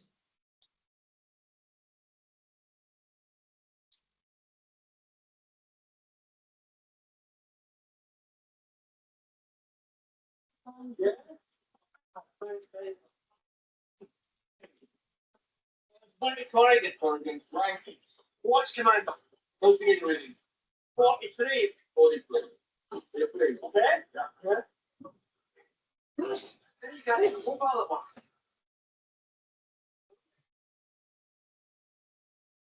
So,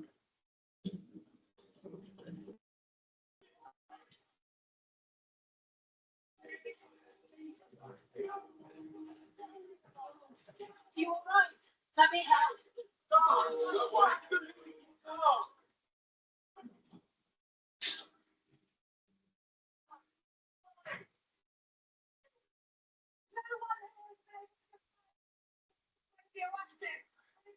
it's funny, the new media is speaking about radioactive and everything is falling down, but typical.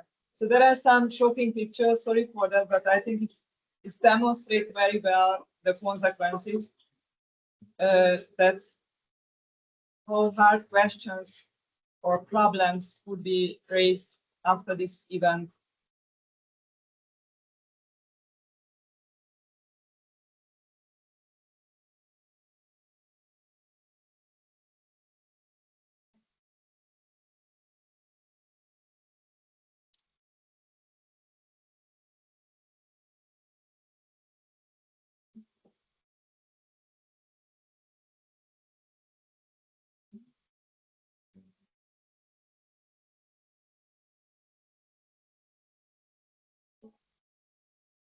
It's finished.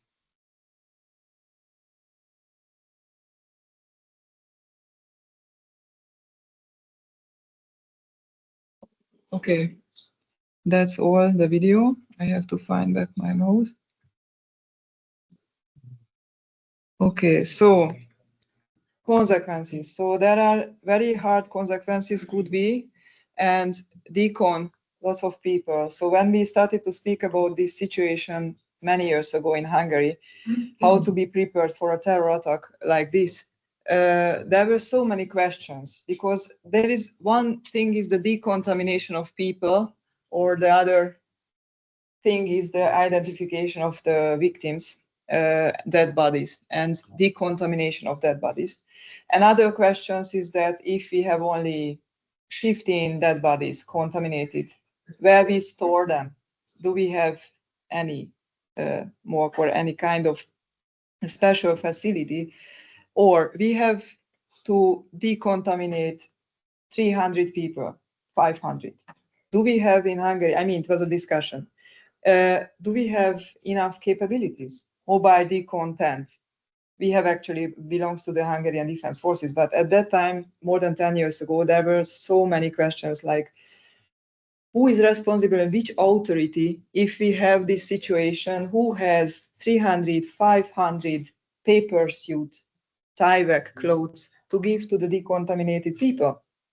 And if there is winter time, blankets and many other things. What about the communication? So many questions and consequences could be very high, and therefore it can cause even more panic. And another thing is that if it's happening in a country, another effect is the economical problems, because, for example, tourists won't visit anymore the country and so on during the time. So there are different consequences. So therefore, nuclear terrorism, which is really this covering both nuclear and radiological attacks, is very serious, could be very serious. But as I mentioned, we are not speaking only about nuclear terrorism. We are speaking also about criminal cases, which is another category. Criminals can also use for the materials for different purposes, malicious acts or criminal activities, which is not like causing a panic in a big population, but just using against one person even more. The Litvinenko case was typically a criminal case and not terror attack. So that's just again definitions and categories from the publications of the International Atomic Energy Agency about, we call this type of event nuclear security event, which means that, as I mentioned already, this long definition, which is criminal or other intentional unauthorized acts involving nuclear or other radioactive material outside of regulatory control. And there are three main categories. We have one event with spreaded material. This is now a dirty bomb explosion is one example, but actually it's not criminal case. Really, I mean still. There is another possibility. We have a confirmed situation, so where there are somewhere material, we have to solve the situation, we have to respond, but nothing happened yet. So I mean the RDD hasn't been exploded. And we have information from intelligence services, but we don't know too much about like location or target of the event or any cases. They can happen everywhere. The smuggling cases or many cases happening at the border stations or border checkpoints when people start to try to smuggle material through the borders, but they can happen also in major public events or other places. And all of them should be considered as radiological crime scene, which is a crime scene where nuclear or other radioactive material can be found. Criminal cases related to all these things, if somebody, criminals or other people try to use it for any malicious act, these materials, there are different categories based again of the IAEA definitions. Unauthorized acquisition is one part, if somebody is stealing or stole some material or found, and trafficking of the material, this is the illicit trafficking or smuggling, and then preparing a threat device or even try to sell it in the illegal market. So as I mentioned, the unauthorized acquisition is this death, somebody was stolen from a facility or orphan sources. We don't like to speak about the orphan sources, but like an example, a cobalt-60 teletherapy source is stolen during it was from a hospital to a radioactive waste. So the source was stolen from a hospital or from the transport of the material, and somebody have this source now without any permission to use any purposes. Illicit trafficking, as I already mentioned, it's trafficking, smuggling, and most of the cases, people try to sell the materials, especially if we are speaking about nuclear materials, they try to sell in the illegal market because uranium has a very, very high price in the illegal market. So illicit trafficking is a problem. Started in the case of nuclear material, started in the 90s.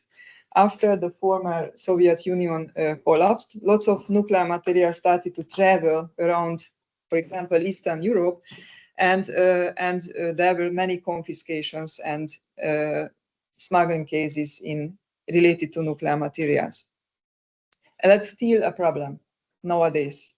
Not really anymore nuclear fuel pellets, but still the smuggling is always a problem. And there is another category, and now I will show you soon another but much shorter video, which is interesting. The scam and hoaxes, which are not real cases, but real cases without material, but still very, very important to investigate them, because the investigation can lead to other criminals, smugglers, or other cases, or even real material. So this is something where somebody tried to sell, for example, nuclear material. In a real case, I will show you this. But in between, in the reality, there is no material in the story. So this is something which should be examined, as I mentioned. Actually, these are the pictures, very famous red mercury. Many years ago, it was a very popular thing. Smuggled red mercury everywhere, confiscated at the borders and crime scenes. However, this material doesn't exist at all. So it's a complete hoax story. So the other one is it is a real case. It was an investigation together with the Moldovan police and Europol, supported by the Europol, and actually they joined. It was a joint investigation to arrest an organized crime group, suspected to smuggling of this kind of materials. So the story started in a prison, in a jail, when the people met, and they agreed to have a big deal business to sell nuclear materials. Actually, 100 grams of nuclear material for 3 million euro. So this is really unbelievable high price. So that was the story, and they tried to sell a container, actually, which they told it contains the nuclear material.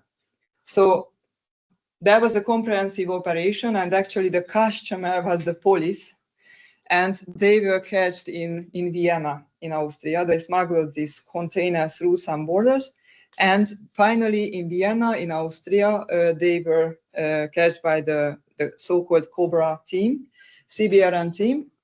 Some pictures, and I will show you also videos, a very short video about the case and some actions from the case. And you can also find on the internet, in the Europol webpage. So they found in the back, the trunk of the car, they found this kind of objects and this green container. And they used, in the field, they used some portable X-ray machine in order to see what is inside. So is it not a bomb? Because the first thing what should be, and it's related to the CBRNE area, I didn't mention yet, but one of the most important, crucial point, if we have any CBRN hazard, to know and to confirm whether there is explosive in the scene or not. This is really important, and therefore the explosive measurement and to handle or to manage the explosive device or the bomb is always the first, should be, always. Doesn't matter there is radiation hazard, because if you can imagine, if there is a bomb and a radiation expert going to the scene in order to reduce the radioactivity or radiation level, but he or she doesn't have experience on the bombs and explosive, which is of course very often the case, almost always. And the bomb will be exploded unexpectedly or accidentally. First of all, more people will die, and secondly, immediately they prepared or exploded the dirty bomb itself. So therefore, it's always important to check first any explosives inside and whether is it a bomb or not. So they could see some interesting objects in this container or canister, but nothing about explosive device. And they also measured the radioactivity, and they didn't find any radioactivity. And finally, this was this container and transported to the laboratory. They opened this container, and funny thing, inside were just sand and stone, piece of stones. So nothing uranium. Can you imagine to sell for 3 million euros a branch of sand? Anyway, so that's the case itself very strange, I think, but it's a very good example because behind the story were an organized crime group and real criminals. So that's something which is also a criminal case and should be investigated. So this is the video. It's just 2 minutes and no really voice, but maybe the pictures are interesting. If I can open. And again, I have to move it somewhere. So unfortunately, this is the airport in Moldova where they met, and they managed the transport of this container. So no really voice or speech behind, but the pictures are only interesting.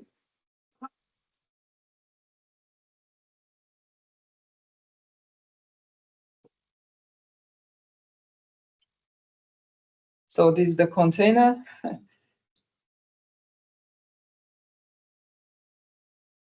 Unbelievable. Looks like really a shielding or something special, even dangerous. Lots of money.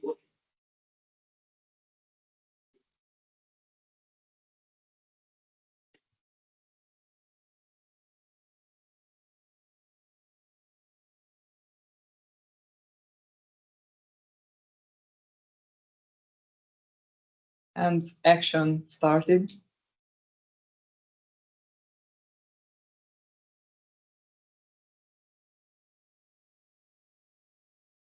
It's another question, how is possible to use dogs for a CBRNC? It's maybe not the best idea, but and these are the specific detectors. You can see the detector is covered with plastic foil in order to protect from radiation, just if contamination. But if it's alpha emitter, you cannot detect the alpha. So anyway, nothing was inside. So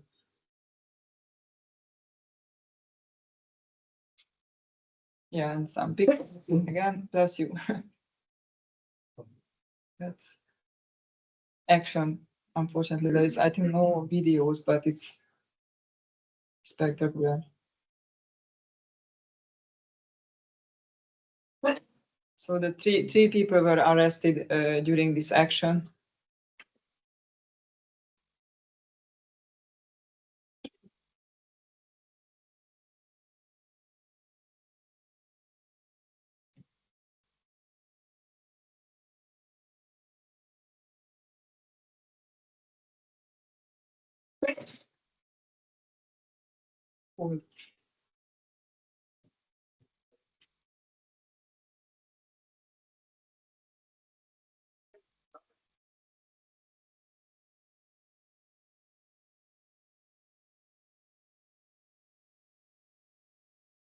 More or less, I think.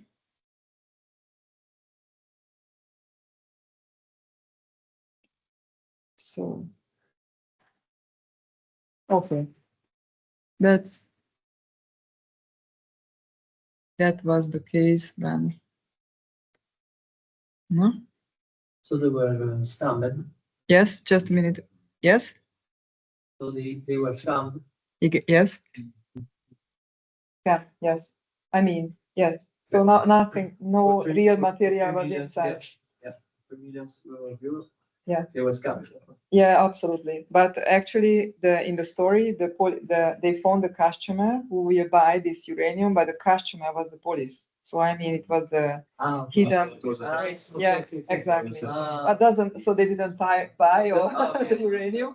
It was a trick, how to say, in order to catch the people, the criminals. But it would have been a real customer, and in this case, the customer wouldn't be cheated completely because nothing was in the container. Yeah. But still, it's for me unbelievable that this high price of uranium still. And I don't understand why people want to buy it and for what purpose? Because normal uranium fuel, fresh fuel, is useless for anything. But still, that's true. The price is really too high still, uranium. Anyway, okay, so we arrive to the next topic, which is crime scene management, radiological crime scene management, and I already mentioned that we are the material under control, and we try to prevent to lose the material. But if somebody was stolen, we have to find, and this is the detection. Detection can happen at border stations, checkpoints, using mobile detectors, or at crime scenes or other places. And if we detected the material or we have only information, the next part is the response. We have to do something with the situation. And this is the large area of the response, how entered the threats, it's really important, the overall response.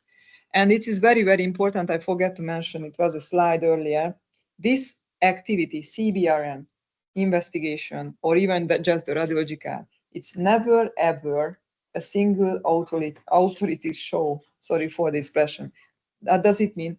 It's a multi-agency activity. You need many different agencies to work together in this field. Supporting each other, and this kind of so-called response measures should be initiated or activated if you have a situation or you have to respond to an event. First is, of course, we have to evaluate the information. We have information something happened or will happen. First, we have to have an assessment whether the situation is real. If yes, then we have to notify the relevant authorities who should be involved to the situation, activate the response framework, initiate the criminal investigation or start the criminal investigation behind, then collecting evidence. This is the radiological crime scene management. Could be also CBRN crime scene forensic activities, we call it, but it's not really, the definition doesn't really exist. Which is the identification and collection of packaging evidence, protecting evidence, transporting to the laboratory, and to analyze the evidence in the relevant laboratory in order to support the criminal investigation and prosecution at the end. And if we have this material out of regulatory control, we have to return under control. The authorities should again find the original owner of the material or where was it stolen. So this is the full response framework. Yes, I mentioned the multi-agency activity. There are many, many different actors, not only law enforcement, of course, first responders, civil defense, emergency people, emergency medical services, and laboratories, fire services, intelligence, of course, specific scientists and scientific support organizations, and other different type of agencies. All together, they have to work together in this kind of field. And therefore, it's very important to have a well-developed, detailed response plan. Who is responsible for what? Who will lead the situation? And who will take decisions? And on what basis? This is the same figure, a little bit too busy, so I don't want to explain in details. You will, again, get the slides. This is also about detection. Detection is based on alarms, instrumental alarms. So a detector is alarming, or detection can come from information, like information alert. Assessment phase and the response phase, when they activate the response framework, and we are managing the crime scene and forensic examination under these very specific conditions. This is another video. It's not, maybe later. So radiological crime scene management, we have also limited time, but I will speak 5 more minutes and then let you go for a next break. So Crime scene management, I already mentioned for you. Radiological crime scene management is like conventional crime scene management, just it's a scene where nuclear or other radioactive material is presented or suspected of being present.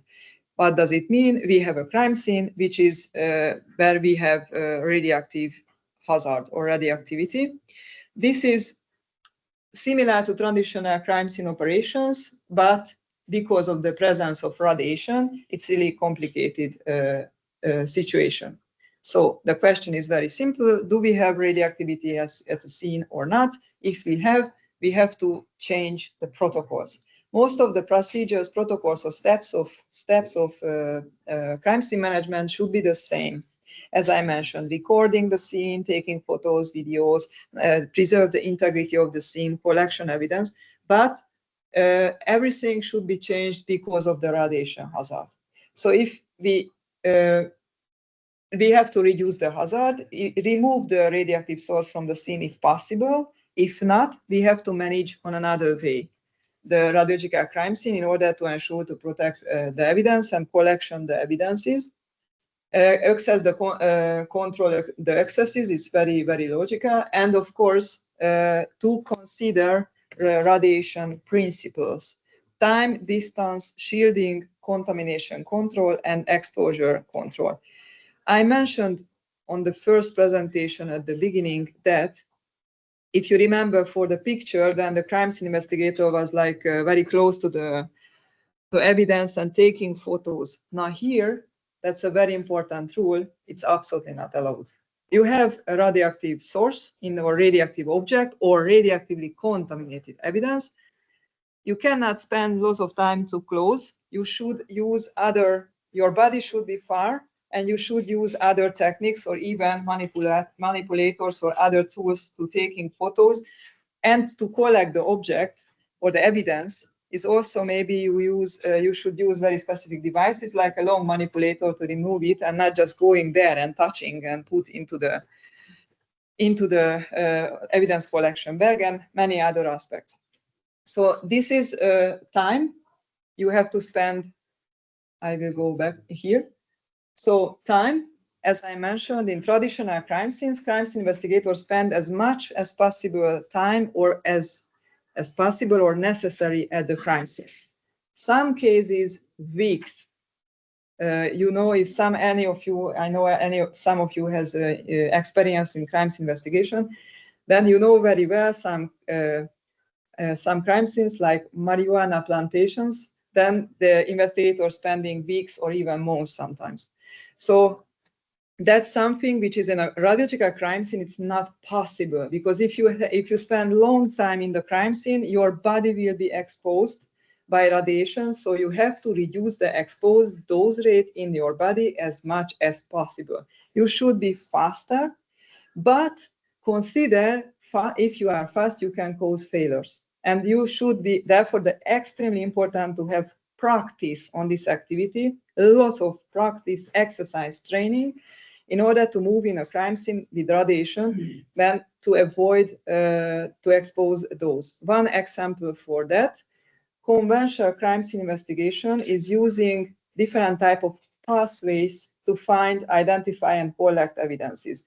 There are one possibility is the spiral mode. So if we think this is a crime scene in this room, we can try to find evidences on following a spiral, going into the middle of the room, or we can use sectors. This sector, that one, depends how large is the scene. Can you imagine if the source is there behind the end of the room, and it's a highly radioactive source, and I start to work here and there and there and there, going to the source, my body will expose lots of doses. So in this case, forget spiral, forget sectors, depends on the situation. You have to move directly to the direction of the source in order to locate and remove the sources as fast as possible. But in between, consider this is a crime scene, and you should be very, very careful not to destroy the traditional conventional evidences like footprints. This is another thing, distance. I already mentioned that again, you can be very close to the object on a conventional crime scene, in radiological crime scene, you should keep the distance, because with the distance, the radiation will be dramatically decreased. So therefore, the distance is important. Shielding. If you have radiation, maybe you should use some lead shielding. Could be arm covers like vest, aprons, lead aprons, and other tools. If you could see maybe here at a dentist, if you how to say an X-ray picture was taken, sometimes they are using this lead shielding. It's sometimes is necessary or could be necessary, but it's really important to also how to say thinking on that, to use the lead shielding is really complicated. I mean, working in lead shielding, it's really heavy. Imagine that you are a full PPE protective equipment, chemical resistant suit, tape everywhere to avoid to going inside some particles, double or three gloves on your hands, very noisy, very hot, wet, and every environment. It's a very terrible environment, plus lead on your body, which could be maybe 30 kilos. So that's a very hard condition to work in this environment. And actually, in international groups, we were speaking about that. If you need to use lead shielding on your body or lead walls or something else, this is maybe not really first step radiological crime scene management. It's an emergency situation. So if you have a very highly radioactive source or surface contamination, and you should manage with lead shielding, first is maybe just emergency response, remove the source, reduce the radiation hazard and the contamination, and then crime scene management can happen. So this is a really important. I will stop now. I just so this is just I showed already this type of PPEs. And these are the activities for the radiation, to find the radiation, and I will stop it in 1 minute. Just I wanted to show that this is the radiation survey, we call it, and radiation search, the two main activities in this field. Radiation survey should happen with, you can see that this telescopic system. It can be maybe 2 or 3 meter long, like a big stick. And you can put it, survey the room without going inside. And you can see the hotspots. There is a radioactive source there, and then you plan better your work. And another is using a so-called surface contamination monitor, because there are two types of detectors. One is measuring only the radiation is coming to the air, and another is checking the surface. So you should use both of them. One is the dose rate measurement, other is the surface contamination. Checking the surface, checking the dose rate. These are two different information. And if you have the hotspots, I have a hotspot here. There are other devices which can show you what kind of radioactive isotope you have identified. This is cesium-137 or uranium or what else. So these are the activities, and in this case, it was an exercise in our institute. This is a radiological expert with the detector and documenter, and other documenter with the photo camera. These are police officers. So police officers following the radiation expert very closely after this person, stepping in the way in the road which is which pathway which is not contaminated, and documenting everything and controlling the crime scene, preserving the integrity of the crime scene. So these are the main steps, and no break.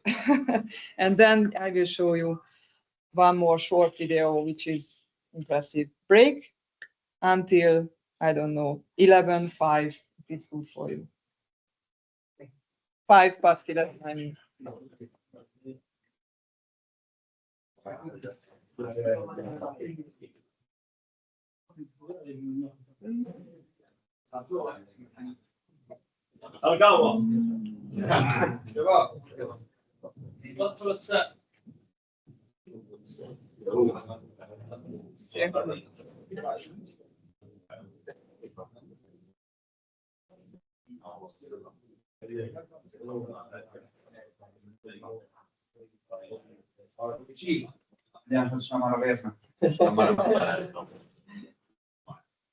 Stasera. adesso. Molto difficile. Non può, eh? Ma la trovo lì e poi la pagella. Il sofà. Pensavo a la fine no. Ok.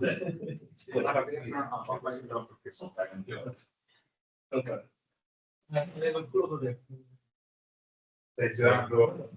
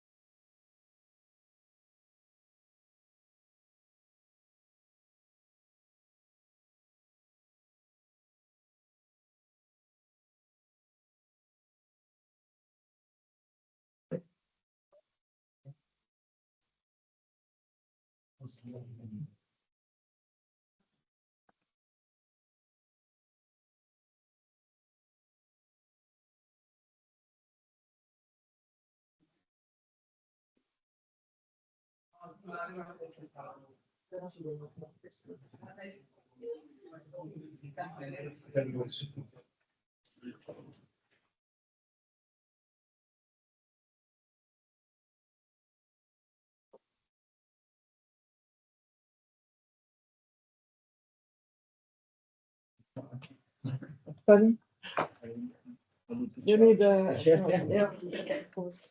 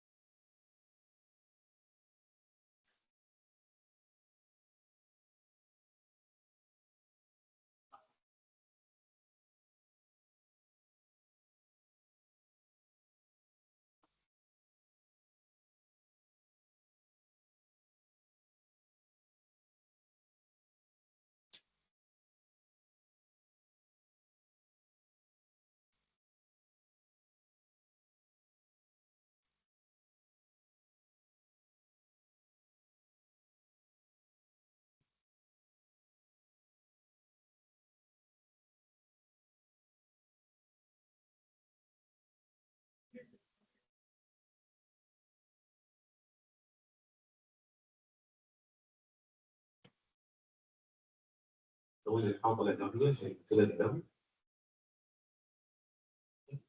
رحت عليك بعد اليوم.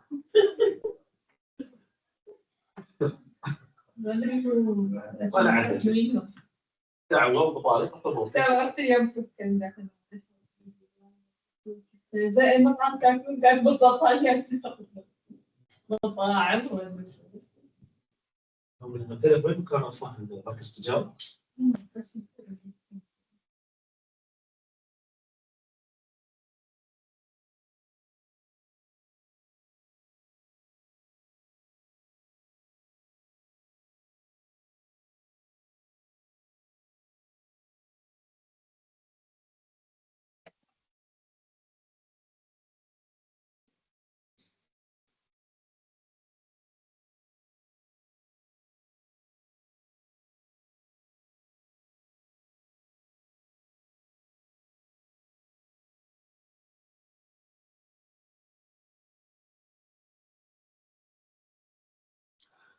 إذا شو استوبيت البريطاني ما شو استوبيت ما أعرف بس يعني توتال زين بس يكون بيت أحسن.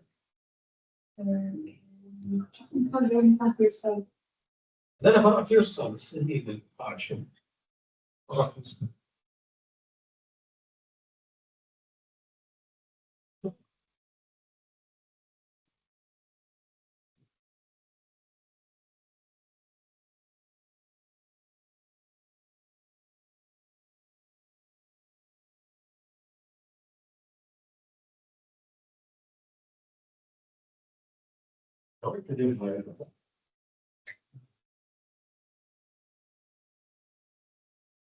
وأنا متصدق بيه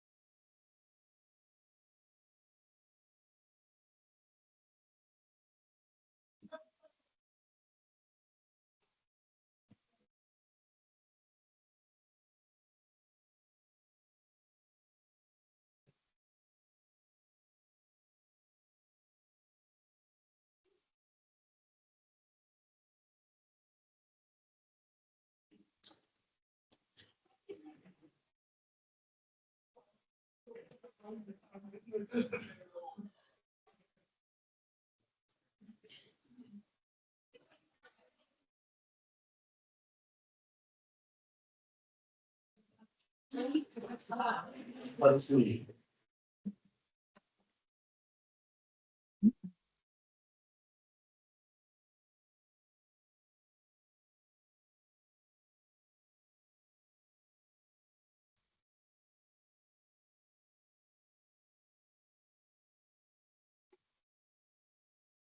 Bisogna ancora un testo, le basi, testo del attimo, anche per questa lista. No, io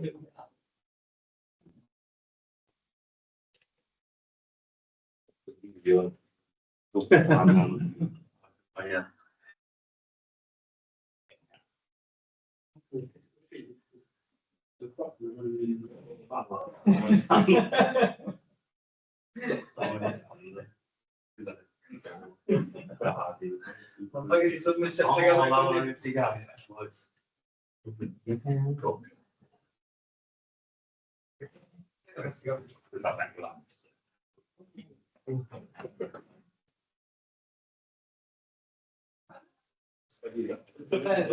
Hai preso una direzione. Bene.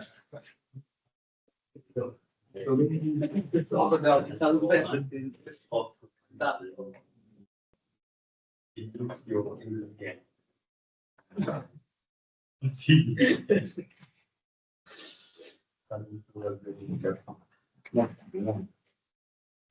Parlando dei figli. Questo è per essere il problema.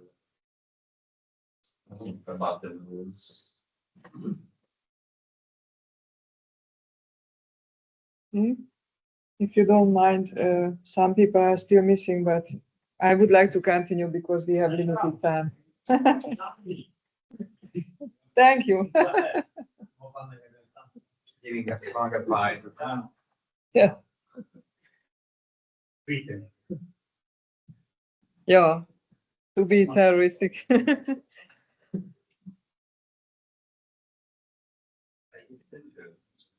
Okay, so the evidence collection has also very special rules. I mentioned that the very important, the evidence is not only the contaminated evidence, like mobile phone, but also the nuclear or other radioactive material can have evidentiary value. I don't want to, and the evidence collection has very special rules in this case. If we have contaminated evidence, we use double bags, plastic bags actually. It's an example, I mean, from an IA document. We have a contaminated object. We always need two people for evidence collection. One person is the dirty person who is collecting evidence, and the clean person who is helping the other, bless you, with the packaging. So open twisted mouth of the plastic bag, place the equipment there, and labeling what is inside and placed into a second plastic bag. And then checking with a detector whether really the radioactive object was collected. And this, you can see here the double plastic bags, and to check the surface of the plastic bag was not contaminated, we need to collect so-called swipe samples, a piece of cotton, and swiping the surface. If it's contaminated with particles, it's necessary to place to a third plastic bag the item and indicate for the laboratory it's the plastic bag surface is contaminated. It's really important because again the contamination, it's a very big problem, not only for the health of the people but also the laboratory and the environment and investigation. But in this case, I mean, what do you think? This plastic bag is enough for protecting you and the environment against radiation? So we're collecting? Of course not. This is just mainly for keeping the powders inside if we have contamination. And if we have a low dose source, that plastic bag is absolutely enough. If not, we need special packaging containers, so-called shielding, lead shielding, and using a big long manipulator to place the item directly to the container. So going into the crime scene, bringing with you the shielding, the heavy lead container, and place the evidence there, like this kind of shielding. This is a normal, small, I mean, not highly radioactive sources container for them. This is the lead, really heavy lead shielding, sometimes 100 kilos or 40. So it's a little bit hard to move to the crime scene, but it's necessary. And then after you move the source to the shielding, to label it. This is always important, of course, considering the chain of custody. To follow the life of the evidence, we have to label always everything. This is really important. And yeah, that's the, yeah. And if you find another very important rule, if you find in the crime scene a closed box, like a paper box or a backpack, it's never ever allowed to open in the crime scene if it's radioactive, because you don't know what is inside.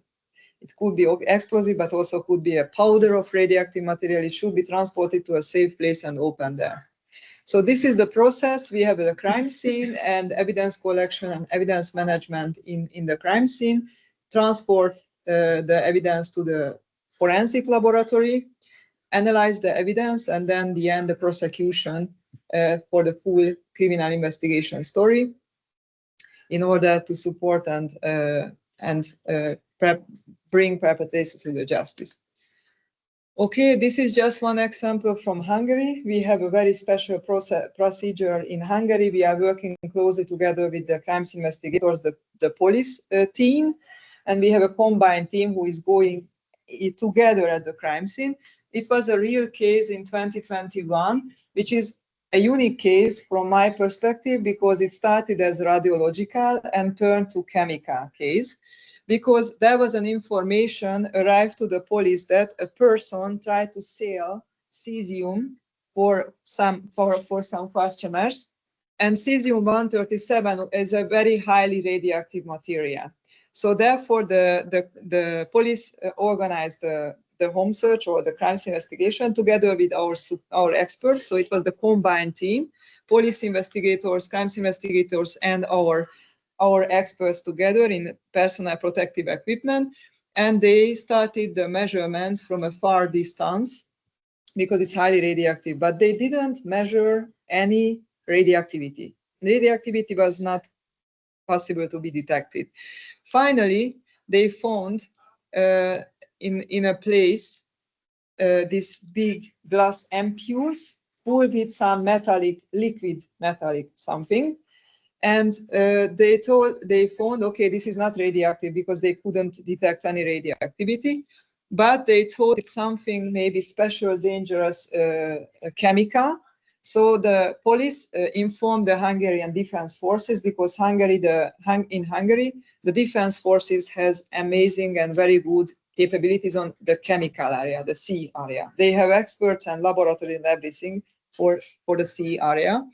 So they transported this material to the laboratory and examined, and it was actually really cesium, but cesium-133, which is a stable cesium, not radioactive, but it's highly explosive. So if you broken the glass ampoule and the cesium will be, how to say, there is a reaction between the cesium and the oxygen from the air, it can be exploded. So it's highly explosive.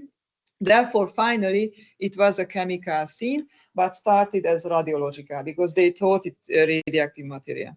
Anyway, it's just one example. On the last part of the presentation, the last session, I will show you more Hungarian cases, but we had not only crime scene investigation, but also the forensics area. I won't show no videos because the time is running. Maybe at the end, if we have some time or something. But now I would like to speak in this part of our time. I would like to speak about nuclear forensics, which is the next step in the investigation, the analysis of nuclear and other radioactive materials found collected at a crime scene or found at the border checkpoint or other places. So this is the nuclear forensic process, more or less. So collected the evidence at the crime scene. In field analysis, we have to know, you remember, what kind of material we have for the transport. And this measurement should be carried out by really trained and experienced expert. In the case of nuclear materials, mainly by nuclear physicists, and analysis in the laboratory. So nuclear forensics, it's a very nice long sentence from the International Atomic Energy Agency, is the examination of nuclear or other radioactive material or of evidence contaminated with radionuclides in the context of legal proceedings under international or national law related to nuclear security. It's a little bit complicated, but which is important to understand. This is the examination of the radioactive material or nuclear material and any contaminated traditional evidence. Nuclear forensics is the subdiscipline of forensic science, and as the goal of forensic science, nuclear forensics has the same goal: to find and discover the link or linkages between the material itself and people, places, and events, to prove that there is any link in order to support the criminal investigation. I tell you again an example. However, it's a little bit childish, but actually it's a usual situation, or very often happens. A car or vehicle or van, doesn't matter, try to cross the border. Then there are portal monitors. The portal monitors starting to alarming, so something radioactive is in the car. The custom officers or border police has a protocol to go to the car and checking with handheld detectors whether is it really radioactive and what is it, and asking the driver, if there is a guy who is the driver, asking the guy that do you have any legal transport for radioactive material, and he telling that no, absolutely not, but they found some radioactive material, and asking the person after later in investigation and interviews that what about this material? And the guy will tell, maybe, or in many cases, or in movies, actually, of course, that this is not my material. I didn't know anything about that. I have a radioactive object in my car. I gave to my friend or some friends last week my car. They used for a week. I didn't have a clue that there is any radioactivity. So it's a very childish, simple situation, but realistic. So in this case, the forensic science, nuclear forensics, as in other cases, should prove that, find an evidence that whether this guy is really responsible for the smuggling, he is the smuggler, or somebody else, well, funny, or somebody else, and what was his purpose with this material.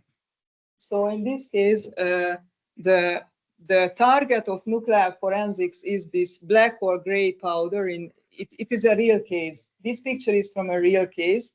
This material was confiscated at the Bulgarian border in 1999, I think. And it was a highly enriched nuclear material, uranium, in this glass ampule.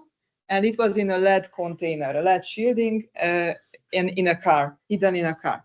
So this was confiscated, and it is a good example for nuclear forensics. The target of nuclear forensics is the powder itself, and the target of traditional forensics is everything else which belongs to the powder but maybe not contaminated, like the lead container, the type of the material of the lead, the wax inside. So this is the target of traditional forensics. And traditional forensics is examining that one.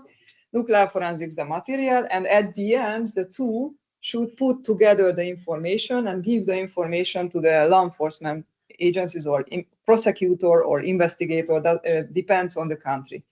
In Hungary, in our case, we have always a chief investigator who is responsible for the case until the courtroom, and the prosecutor is appearing only in the court. However, in other or most of the countries, the prosecutor is leading the case, depends. So therefore and based on international guidances, we prefer to tell investigative authority, doesn't matter. So we have to answer the questions of this investigative authority, because the purpose of nuclear forensics, as other forensics, there are two main goals or purposes. One is, as I mentioned, to support the criminal prosecution, the investigation, to find evidence between the person and material and other events, and answering the questions of the investigative authority. Always together with the material. If we have a material, then transport it to, for example, in Hungary, we have a nuclear forensic laboratory. We transport the material to our special storage place. We store them until the police sending us the official request for forensic examination. After we start to analyze the material in the laboratories, and of course, as obvious in other cases, we always get questions arriving together from the police, what we have to answer related to the case. I will show you examples for this question later. Another big goal of nuclear forensics, to find weaknesses and vulnerabilities in border checkpoints and the physical protection of facilities. Because if there is a nuclear material in a crime scene or in a border checkpoint, and it was possible to steal the material from a facility, then the protection system is not good enough. The authorities should go back and verify and request the facility to strengthen the protection system. If the material could go through different borders, because the nuclear forensics also can answer the question, what is the origin of the material and what was the smuggling route, then it means that the border detection system is not good enough. There is no detectors or detectors not working properly. So this is a very important part of nuclear forensics, to strengthen fighting against smuggling with these tools, to strengthen security. So I mentioned that nuclear forensics can answer the question what is the origin of the material. Origin in most of the cases is the producer of the material, how it is working. There are very specific characteristic parameters of these materials which can be measured. This is a picture from an exercise, actually, when we had to, it's an easier case, when we have to find linkage between different type of nuclear fuel pellets and the powder, oxide powder. So sometimes we have more samples from different confiscations and we have to find a linkage among them, or linkage with another case. Or sometimes we have to tell, okay, we have this pellet confiscated, where it came from, what is the origin? And if we find the origin, then the authorities can again go back and ask to strengthen the physical protection system. So there are very specific characteristic parameters for nuclear material. Please. Is there an international sheet for generality of the material? No. You mean how to find the origin? Yes. That's a very good question. You run further. I mean, I will speak about it, but a very important question, because no. Short answer is no. So the problem is the origin assessment is exactly that one, because nuclear materials is a very sensitive information. So no, any countries will share the information about the materials. It would be nice, a database. I think traditional forensic has like fingerprints, or Interpol has anyway. So that's a database. I have the nuclear material, I measure the parameters, download to the web page, and the web page will give me back an information. Your material is fit for that one. It was produced in Russia and in this time. There is no this kind of database, unfortunately. But there is one database belongs to the Joint Research Center in Karlsruhe. This is a very famous nuclear forensics laboratory. They established a database together with the Russian Federation, so they have a huge database, but all the information is classified. So if you have the data and you have a research cooperation agreement with this JRC, then you can send your data and they can send you back any information. International Atomic Energy Agency also have a database, the incident and trafficking database. If you send the data, they can also try to help you to identify. But it's a very, very, very important question, because exactly this is the signature what we are measuring. It's originating from the production technology. I am speaking now about nuclear materials, but red source is the same. So nuclear materials coming from the nuclear fuel cycle, producing the nuclear fuel. There are several chemical and physical technology processes and procedures which are used to produce from, uranium ore is from the mining area. You have to remove the uranium from the ore. This is the enrichment of uranium in the uranium content. I mean, this is the uranium ore concentrate, and then converts to uranium fluoride and enrich in the fissionable isotope, which is uranium-235, and converts the uranium oxide black powder and preparing the small tablets which are in the reactor, or can go to the reactor for energy production.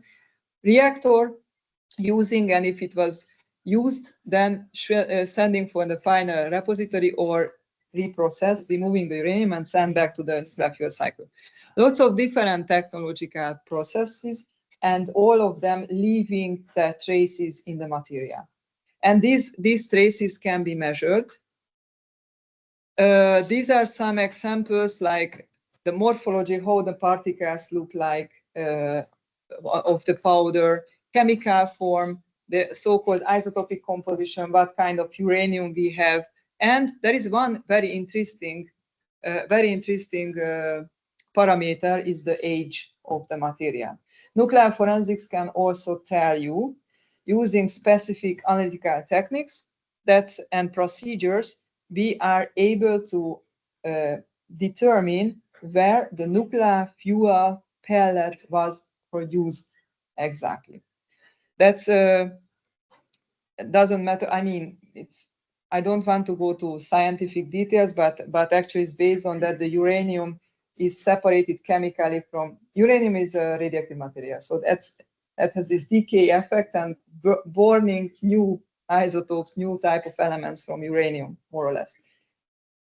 Following a chemical procedure, the uranium is separated from everything else, because to the reactor, to have a safe and effective energy production in a nuclear reactor or power plant, you need pure uranium without any contaminating other elements. So the uranium is purified, but uranium is radioactive. So these decay products will start to burn again after the purified uranium. So if you measure these new elements and the ratio with the uranium, then you can, I know it's a little bit complicated, but you can calculate back the time when the material was purified, the uranium. So this is the production date, and it's an important parameter, because if you can find, I don't have here pictures about pellets. I will show you pellets later. The pellets has different characteristic parameters, but if you find that, for example, already the pellet how looks like, you can tell, you will know, a nuclear forensic expert will know that this pellet is coming from the eastern part of the world or the western part of the world. And if I have the production date, then I can identify or exclude producers. This is somehow how nuclear forensics is working. I will go back to here a little bit later, but this is also similar things for the radioactive sources. This is a neutron source, and there are different things like damaging of the source capsule. If you are very lucky, serial number. In most of the cases, there is no serial number in all sources. Or even we can also determine the age of the sources. And if in our case in Hungary, we have X-ray tomography and neutron tomography to see what is inside. This is not this type of source. This is another type. But this is the so-called capsule of the source. Its size is this one. And the source itself is this one, this small piece of metal. It's a very, very small something. And it's a very, very highly radioactive source. So it's possible to see how it looks like inside. There are different parameters, and then if we measure them, then we can answer some questions. And contaminated evidences, this is another story. We have to analyze the contamination, of course, and also the traditional evidence should be analyzed. And actually, as I mentioned, in most of the traditional forensic institutes, they are not able to analyze contaminated evidences. In many countries, it's a radioactive waste.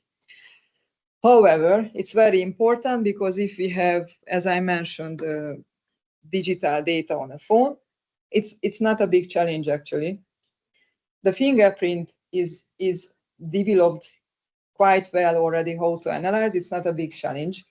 If you have fingerprints on a mobile phone or other surfaces, it's possible to collect them on a proper way. And for example, a mobile phone can analyze in a so-called glove bag, glove tent, or glove box. Have you ever heard about this device? This is something like a plastic tent, closed, and there are two gloves inside. You can go inside and manipulate with the mobile phone, for example, or fingerprints. I have one video, if I can show you anyway, about that. So you can manipulate with them. It's not a big deal. So using the fingerprint powder, remove the fingerprint and taking photos if the quality is good enough, and then analyze the fingerprint digitally. That's not a big deal. To keep the fingerprint, which is contaminated, for a longer time, or even to demonstrate at the courtroom as original evidence, this is not possible. That's a problem, could be a problem. But if the documentation is good enough, then it's not a problem. Digital data can be removed also from the glove tent. We are inside, cables outside from the tent, I mean going through, and you can remove the digital data. That's not a big deal. The DNA is a big deal. So that's needs for DNA analysis, you need to decontaminate the DNA. There are specific chemicals which can remove the radioactive material or particles from the DNA sample, but these chemicals in many cases or most of the cases destroying the DNA. So then you don't have DNA anymore. There are procedures, there are some of them working, but not 100% well. But we need both of them for the forensics.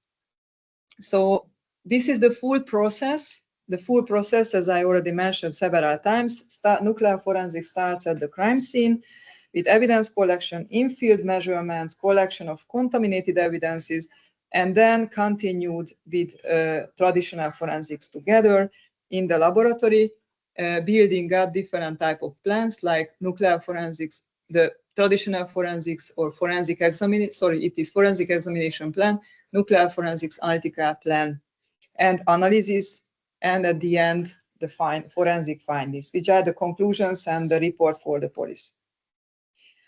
That's something I don't want to go in deep details, but actually it's important. The forensic examination plan is containing both traditional and nuclear forensics, and should be considered both of the different information in order to answer the questions of the investigative authority. And I think it's obvious what is, I wanted to go back quickly to the signatures, the characteristic parameters, which are, I always use again a simple example for what does it mean, but I think it's obvious what does it mean, these signatures. But in the case, as an example to understand that, if we have, or if there is a dead body, an unknown dead body, there are also characteristic parameters to identify the person who was the person, fingerprints, DNA, and others. In our case, in the nuclear forensics area, as I mentioned, there are these characteristic parameters coming from the fuel cycle or radioactive source production, which are similar characteristic parameters. Okay, Altica plan.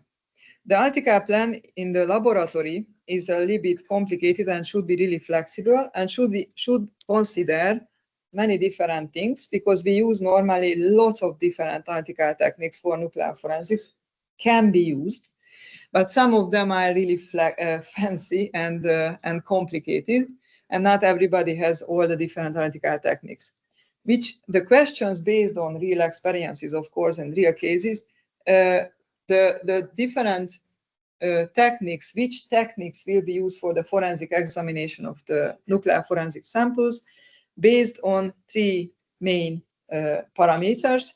The questions of the investigative authority, that's really important, of course, type and category and quantity of the material, and techniques available in the laboratory. Why? Because we have to use sometimes, or there are many different analytical techniques suggested to be used for nuclear forensics. But if the investigative authority asking only the question, this material is radioactive or not? If radioactive, is it nuclear or not? Or what type of nuclear? This question needs a relatively simple analytical technique, one instrument, and measuring by the instrument sample, and then we can answer easily this question. But if the question is that where the material came from, what is the origin, it needs very sophisticated and fancy techniques. So this is really important. And if the police doesn't ask me about the origin, why I use fancy and expensive analytical techniques, more or less. Depends. That's, however, that's another story and a big challenge, the negotiation of the questions with the police. Of course, the police interested in key questions related to the case, support the investigation and prosecution, but sometimes, and for this reason, there are more and more so-called cross type of trainings between law enforcement and scientists, or so-called mock trials, model court cases, in order to understand each other better and which questions would be the best and proper questions related to this forensic examination in order to support the case. Sometimes they are really not a proper questions. I will show you examples again from Hungary, so I can tell it because it's my own examples. Techniques available, of course, if you don't have a fancy technique that you cannot use, but if you need, then there are other international partners who can support the measurements. Okay, so this is something that should be built up. This is here a glove tent or glove bag, what I mentioned earlier. Just demonstrate you what it looks like. This device can be used in the field, the crime scene, or close to the crime scene, in order to collect some evidences, or even in the laboratory also. Actually, in our procedure, when we receive the sample and open the first time open the official evidence collection bag, we always doing it in this, not this thing, but a more robust and stable so-called glove box. That is a plastic box with some exhausting system and the same gloves system inside. We always open in this area in order to avoid any contamination of the lab personnel and the laboratory itself. Anyway, so this is the full process for nuclear forensic examination. Again, a bit scientific, on a scientific way. We have the sample receiving the laboratory, and we have to start some measurements like opening, documentation. It's extremely important, following the chain of custody rules, and step by step using different techniques, again, based on the question of the investigative authority. First part of measurements are so-called non-destructive analysis, so we don't need to destroy the sample. Like there is the nuclear fuel pellet, we can put to the front of the instrument and the instrument is measuring. But if necessary, we have to have sub-sampling, which means that we cut a part of the sample, dissolve in acid, and using chemistry, very time-consuming and complicated chemistry, and using very specific, very really fancy devices like so-called mass spectrometers to analyze different parameters like this age, what I mentioned. The production date can be determined using chemistry and mass spectrometry. By the way, this is my background originally, so not only chemistry, my field is mass spectrometry and radiochemistry. Anyway, so that's something which is the process, we could need lots of techniques. I won't tell you what are all the techniques, it's not necessary. This is coming also from the International Atomic Energy Agency in a guidance, which techniques can be used for forensics. But as I mentioned, not always necessary to use all of them. One thing which is interesting here, the reporting time frame. This is also an international, based on international guidances and some cases, national experiences or national rules and legislation. So one is based on the international guidances. We should maybe report after the first 24 hours about the material what we have.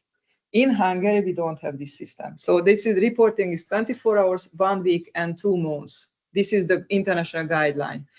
After 2 months, we have to send the final report to the investigative authority, not only with the measurement data, of course. These lots of techniques used by scientists, sometimes most of the cases, these scientists are not nuclear forensic experts. This is just a person who can operate a mass spectrometer, an electron microscope, and what else. The nuclear forensic expert has the task to understand the analytical data all together and to answer the questions of the investigative authority.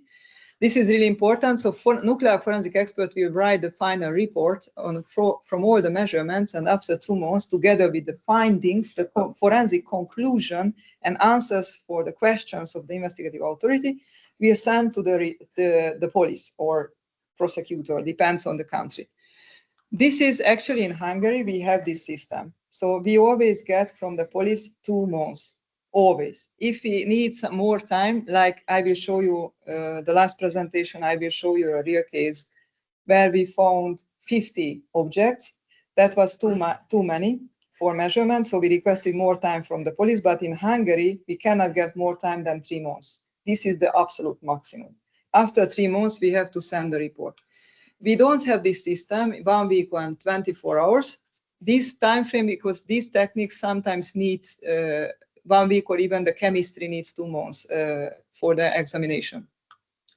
24 hours could be interesting if you have an urgent case. You have a terror attack, you have to prevent a terror attack or a second attack. The law enforcement will need as fast as possible, as much as possible information about the material. So that's, we don't have officially legally in Hungary this system, but it's following the experiences and I learned from other countries. There could be a requirement from the police to send. Anyway, so then this is the interpretation, but I already mentioned that this is the key role of nuclear, or the key part of nuclear forensics, how to understand the analytical data. I told you the nuclear forensic expert is not absolutely expert in all the analytical techniques. It's not necessary. Just the person should understand the analytical data and answer the questions. For example, in case of nuclear materials, sometimes we need a person who is nuclear physicist or has experiences in nuclear fuel production or reactor physics. For radioactive sources, we need an expert who is expert in how to produce radioactive sources. Anyway, just this is something, and back to the question at the beginning, we don't have, unfortunately, international databases. And therefore, the International Atomic Energy Agency is suggesting to establish for all the countries their own national database. So if I have my own national database and inventory for radioactive sources and nuclear materials, most of the countries has, but this database contains much more data. Then the first question should be that we have a material unknown. We have to find the origin. First question, is it our material? We check our inventory. No, this is not our material. In this case, we can ask, this is the theory and the real life is not so easy. Then I can ask the neighboring countries. I found a material.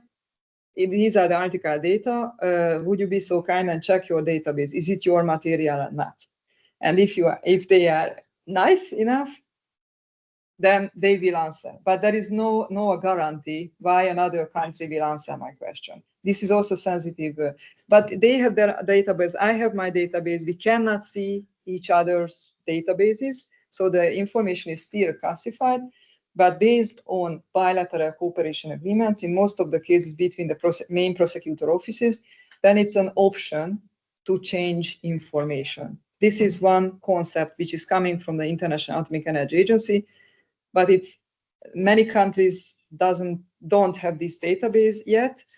Therefore, the option is, as I mentioned, to contact the Joint Research Center in Karlsruhe and request some support. And one more thing which is important, you can use softwares. There is a so-called library program in nuclear forensics, uploads all the data about nuclear materials, including pictures, article data, even sometimes samples. And then you can use this library as your inventory or your database. It's not only a database in your system. But nuclear forensics is even more complex, but very similar to the case like fingerprint analysis. You know very well there is a software, the EFIS, when you can upload the fingerprint and then the software can give you back some findings. Like there are 10 fingerprints, which is, I don't know, similar to yours from the investigation, I mean. But at the end of the story, there is a human factor, an expert who will decide whether this fingerprint is really fit for the fingerprint was found in the database or not. And nuclear forensics is the same. Without a so-called subject matter expert, a nuclear forensic expert who has experiences in forensic examination of nuclear and other radioactive materials, it cannot work. So you can have good softwares, searching mechanism, comparative assessment, and everything, and statistical data that without the subject matter expert is not working. So this is very similar to the traditional forensics. Okay, this is the findings. It's not interesting. I mean, I explained already many things about that, the reporting and what we have to report to the police. Okay, so the last part, I won't go further with the PPT because the last part for the last part of the presentations will be the Hungarian cases, and it's about half an hour, so I think it will be the last part of the presentation. As we have no little time, still I would like to show maybe a short video, really short, 2 minutes, about one of our exercises when you can see some activities from the radiological crime scene management, the glove, how to use a glove bag, and some other interesting pictures maybe, and radiation detectors. If I can find that.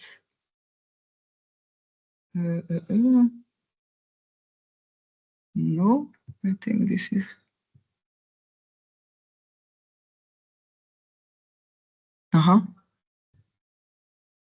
Just a minute because will be. It's not. This is another one. Sorry. This is not that one. However,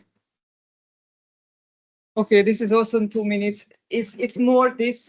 It's a very old exercise or demonstration. It's more about radiation detectors, the surface contamination checking, and at the beginning was a telescopic system and the dose rate meter and the surface contamination measurement. It's again it's an old version, so the personal protective equipment is still not the best at that time, but okay. And some other experts for measuring nuclear materials outside of the scene, traditional evidence contaminated with radionuclides.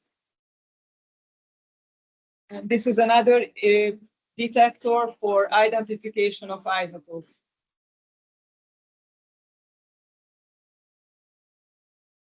So you can see the screen of the detector is identifying and identified cobalt-60 and potassium because the source was hidden in a package of fertilizer. So the other source was a cesium-137. And this is already the collection, removing the source from and checking the hands for contamination. Of course, it always should happen, changing the glove between all the evidence were collected. using special tools like manipulators and this special procedure for the plastic bag, and close it very carefully, taking photos, documentation, labeling, and more or less that's all the main steps of this activity. Checking the radiation.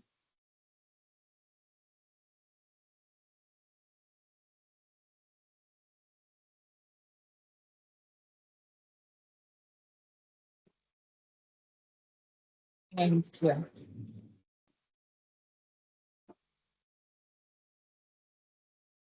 They're collecting some contamination from the surface for further measurements, this swipe sampling. And the end is just checking the body and removing the personal protective equipment. Again, this is not the best one. It was just a demonstration. Okay, I think it's enough. Okay, and there is another one which is a little bit better. If I can find my mouse. I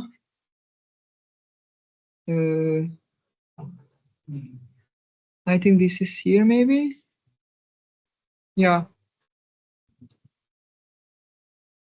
This is it was a framework of a big EU project, an exercise, or demonstration and exercise, and these are the guys from the Counterterrorism Center. So the first part is just catch the perpetrator and checking for surface contamination, the body.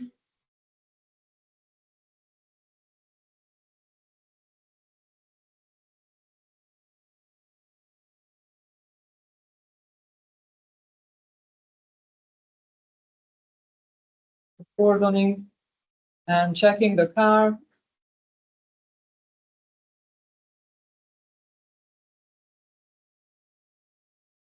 Collecting the swipe samples for surface contamination, checking and measuring with a special device the swipe samples.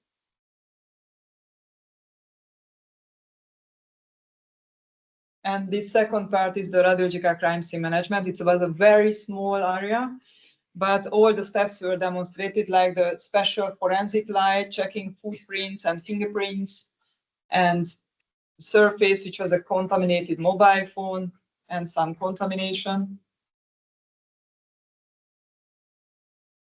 The detector is beeping, so it's a real radioactive identification.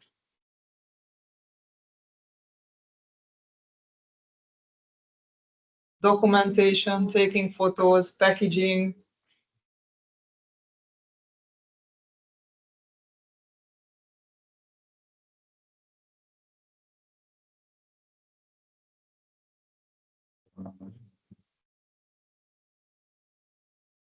And this is the glove bag. And removing the digital data with a special software from the mobile phone, and in between collecting fingerprints.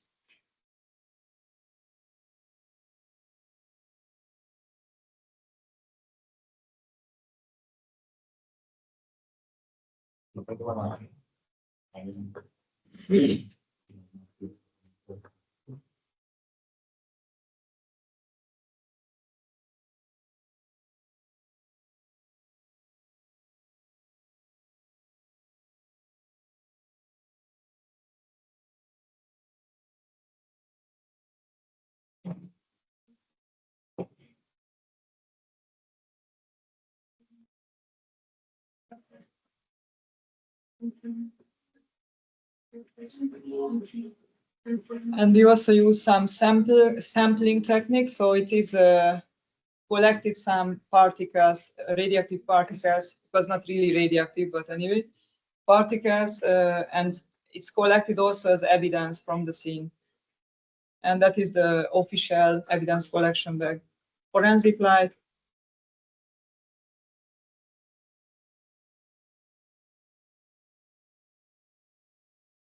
This is our site anyway. So that's some important elements and what I wanted to know. Where is my mouse again? Oops, it was here. Okay. And what I wanted to tell, that's yeah, yes, for the sample collection, that have you ever heard about gunshot residue collector? It's a sticky surface, a small something, then you can collect some particles, close it in a plastic cap and in the plastic bag. It's absolutely good enough to collect some radioactive particles, because for analysis it's enough. We don't need all of the material, just some of them. And very last, sorry, I am showing videos, very last video and then break. And after that we will finish with the real cases. If I find that's, it was a big exercise. Even we always developing our capabilities a little bit further. A big exercise last year in October. Unfortunately, the pictures are classified confidential, so I have just a very short pictures with video with some pictures which was in the media, so as a news, but maybe it's also interesting. I hope this is the video, if maybe. So it was a background story that terrorists tried to explode a dirty bomb in a major public event in Budapest at a stadium, and these are the bad guys. There is no any music, and this is the bad guy who is giving the car for another person, transporting with this van mobile. Oops, the video is not okay. Transporting and there is the car is arriving at the stadium. This is the detection of the fixed portal monitors, and it's cesium and uranium. And the counterterrorism center is managing the registration of the car in the stadium, and the counterterrorism center is managing the first part of the guy. It was nice because it was practiced many times, so this poor guy was pushed down several times. This is the evacuation modeling or simulation of evacuation of the stadium and the decon tent. This is also personal decon for the team of the counterterrorism center, a very small robot measuring the dose rate outside of the car, and then some other activities. This is the bomb expert. Bomb squad is opening the car and using first an X-ray to check the bomb, and then neutralize the bomb. And after that, he will open very carefully the backpack and remove the explosive device and leaving there the radioactive objects. And they also established in between the cordons and zones, and the bomb expert will be decontaminated in the decon tent in specific clothes. And then again, the next part is the crime scene management of the car, a specific team from the police and our research center, and they are collecting the different evidences on a special mode, checking any surface contamination with the swipe samples. This is the glove tag, and this is a portable DNA analyzer. So we also have this device for in-field measurements, and the same digital data analysis, fingerprint analysis in the field, and the undressing process. But we have a very special, if there is no contamination on the PP. Okay, that's all. My God, I cannot. Okay. So thank you very much. Then I will just go back to here. Okay, so 10-15 minutes can be also some break if you think, and then at the end I will finish these real cases with Hungary. It's okay? Okay, thanks. So 10 past 11. 12, sorry. 10 past 12. Yes? Si viaggia nel team, Yeah. in forensic activity, there is a time of orbit. I must change the team after 2 hours. Yeah, backup team, you mean? Yes, I didn't mention, but it's very important because the filter Yes. and the PP depends, and if the radiation level is high, the radiation expert will calculate the stay time. So if they can stay inside And just the, 20 for minutes. your opinion, after that 2 years What after that? in this job, Yes. the CBN team, Yeah. how many times? How much the time what they can spend Yeah. inside Yeah. depends on the case. Depends on the The- case. the case If the radiation greater. is, if the radiation is high, maybe 10 minutes or 15. If the radiation is very high, I think, I don't know, if 1 the hour. radiation is very low, is okay, is safe, then of course 1 hour or They one can and a stay half. in this. But in this case, the limit is the canister, the mask, the respirator, the respirator. So if the radiation level is low, maybe they have to go out to change the canister and going back. Okay. But if the radiation is high and they collected the dose which was I limit, change all the then the team. full, all team. exactly, Okay. exactly. This is the procedure. Thank Yes. you. No, it's my pleasure.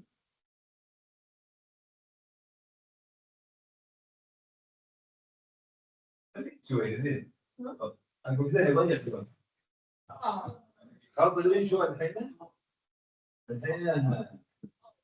نحن متجلمين ها بداية انا الحين بقول لك شوف اقول شوف في فارق بس كيف قولي والله ليه؟ لا لا لا الحين ابغى افهم لا في واحد من الشباب دائما يقول والله يقول اوه اخوي كلام كبير والله بس انا تشوف مو زين هذا انا داور تكتب لا تصير بينا مو زين شو تكتب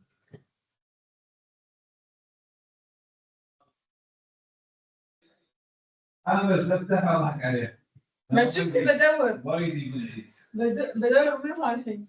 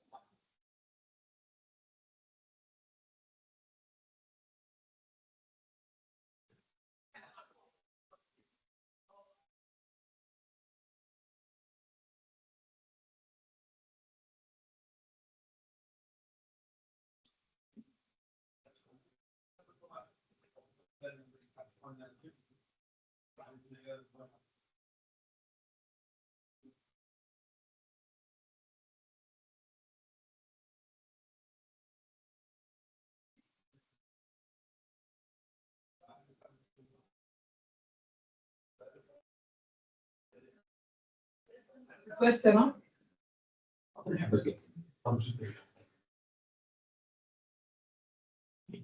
ده مش تصور هذه وتقع على على حسب مود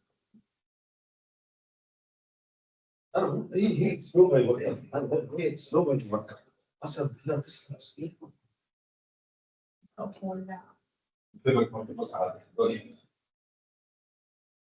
ها كتب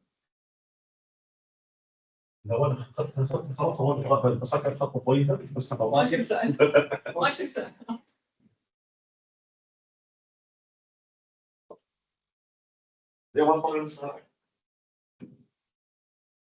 هاي انا لين بدأ اقول واحد باكر مو واحد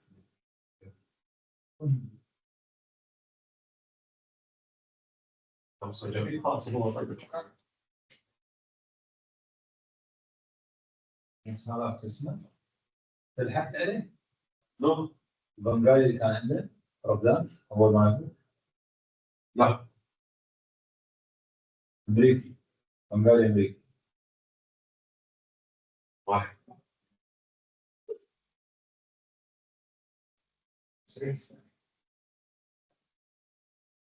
ما طالع؟ لا تفكير معقول؟ تدري ابوه محزون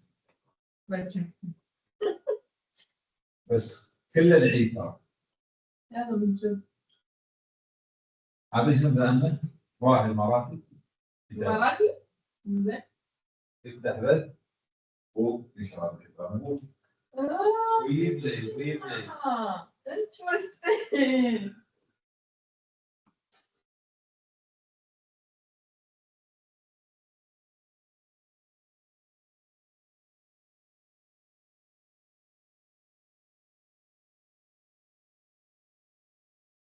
شو لك؟ خلاص زين. الله يبارك. ما يهمني الكلام الزايد. طيب السنة الجاية يهمني العمل والله. والله ما اعرف شو اسوي. والله انت صح انا ما اعرف ما اعرف شو اسوي. العمل بدخل الجيم احاول.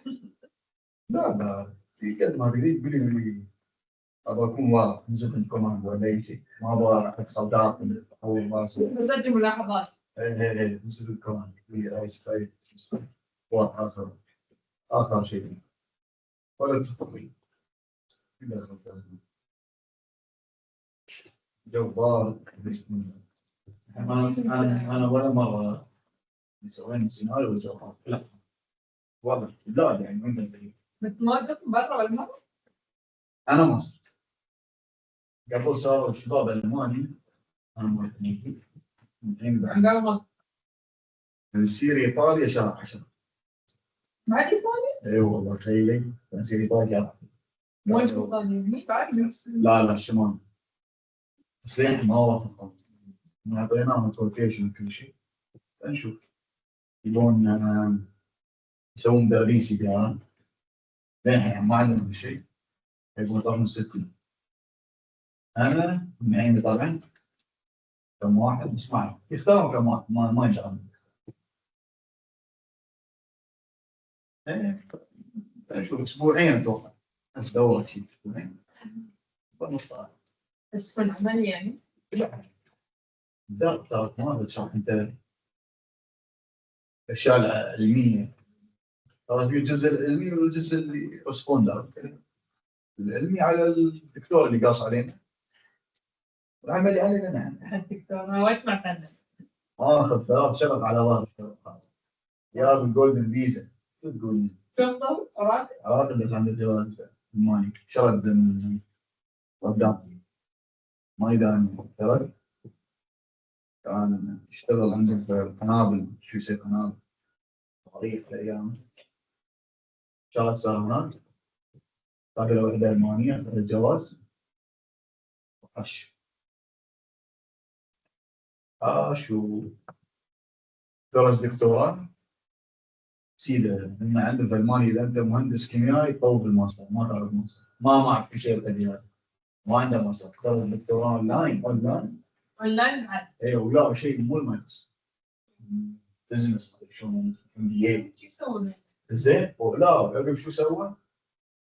سوى التليفون داوم في الاو بي سي دبليو او كاشي زين اوكي. كاشي زين يعني في السي في لكن يعني شيء غبي كان ما ادري شيء غبي هو قاص علينا قال وانا يابو شو يابو خبير ولا شو؟ حطوه مستشار خبير مهندس على كل شيء فهالشيء اللي انا يعني اول يوم لحد قال شيء عنده وشيء وهذا اشوف ليش نحيت انا لا عرفت ليش ما يداني عرف بعدين صدق ان هذا الانسان قص عليه، يعني يعطي اجرار حتى مرة كورونا جايبين عملنا فطير من المستشفى مصر عشان ايه نشوف الوضع ويعطيهم الداخل الاجتماعي وياهم. الداخل الاجتماعي من سنة إيه. هي من سنة كان الاجتماع احنا الهيئة وزارة الصحة وهذا هو نفس الفطير. إيه. وناس يقولون انا بري وانا بسوي لكم وما بسوي لكم بسوي لكم انا عندي شيء وانا عندي شيء. اول ما طلع من الاجتماع وزارة الصحة عصبوا قالوا هذا بس علينا وتلاقي فلان دفعنا من شاف الوضع وشاف كل شيء وهو في المطار كان يجيب ورقة كتب تسوون شو تلبسون كمامات وتتركون مسافة وتسوون تعقيم بس يعني على اساس انا شيء ما انا بالضبط يعني يقولون هالشيء اصلا احنا كنا مخططينه يعني شو اللي سويته شيء جديد او الجواب اللي يسويه ما سوي شيء. فمعصبين مننا يعني انتوا ليش تجيبون من برا يعني ما سوى شيء. في اليوم ناس كان في المستشفى ترى احنا نجيب هذا شهر 2 شو كان؟ الصلب لازم معه كان يبين نحاول نصيره بعدين قالوا لا عندكم واحد ليش تجيبون هذا؟ وهذا جدد عقده كل سنه يجدد عقده وهالسنه ما كانوا بيجددون. قالوا ليش نبي نسوي الشهاده جواز سالفه طويله سيئوا عليه مكين وهذا من فشكوا عليه حتى لازم يبغون يشوفون يمكن هذا يكون زبره ولا لا. بس هو كانوا يقولون مزور ولا لا؟ لا تشيك حتى تشيك عليه تشيك عليه ايه من ايام تشيك المهم قالوا لي تعال انت شهادتك يا دكتور هذا زين اوكي شوف الشهاده لا دكتور قال له ما انا قال ما انا زين كيف اداوم وادرس ما يصير لازم انا ما اللي عندنا المسؤول سعوده كان مو يسمونه يمشون ما لين ما قدر ضمن التجديد ان ما ادري شو حق اهداف انه يسوي البلد اقول تو يا اخوي ويا اخويا ها تضبط مبالغ يسحبك الترقيه يعني تشدوا وياه ايوه شادو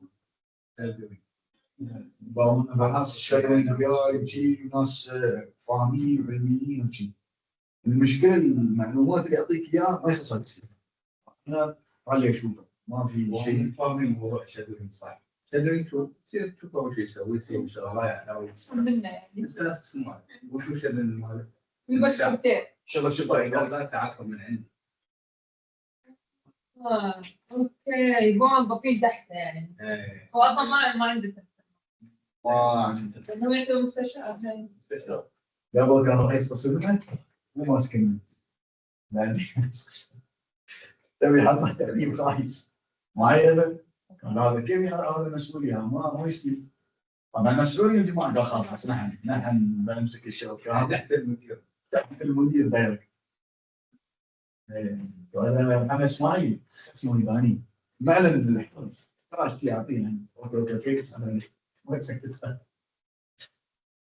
والله شوف يا كان وين قالوا ان المره دي عندنا وين حاجه اسماعيل عندنا في الجيم زين يوم من الايام جاء قال لك انا اسماعيل انا هم نقول في الجيم قال لا ادري بتقول لي في الجيم ترى شيء كان مو في الجيم لا تقول لي في الجيم انت بس تطف وين عباية صرت تقول لي في الجيم ومن الايام يا اخي خلاص الموضوع يرجع هذه خلاص صح وصل مرحلة وصل معي غير يعني شو اسمه باكر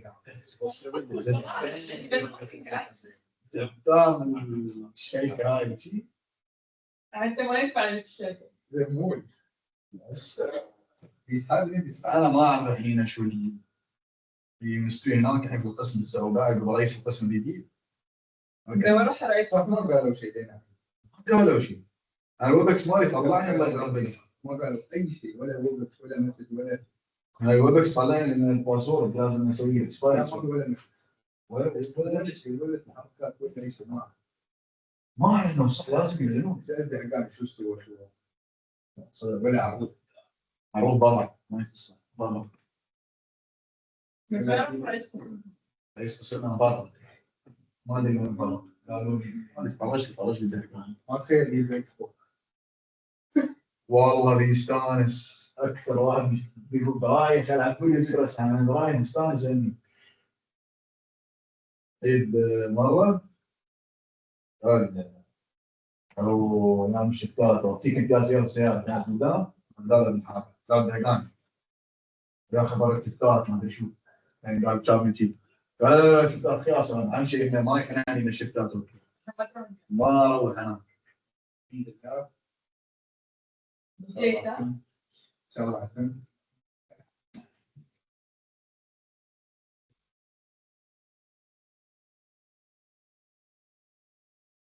والله لو ما ينزلوا لي هذا الاهداف بعد بعد ايام جالس خلاص انت اليومين اللي دوم ايه تراي لازم الحياه بعدين لازم الاداره. يوم تروح تصير قالوا صاحب الوصف ايوه في شيء ست لفات من خلافه عادي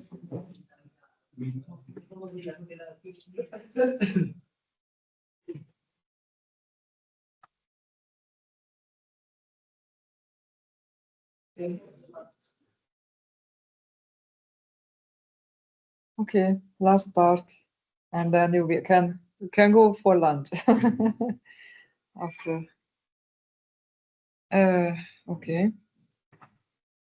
So, no, it's okay.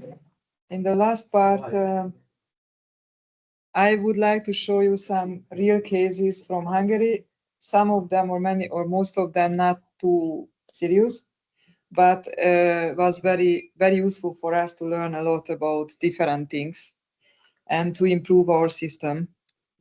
As I mentioned, nuclear forensics was born in Hungary in the 90s after the smuggling of nuclear material started after the former Soviet Union collapsed.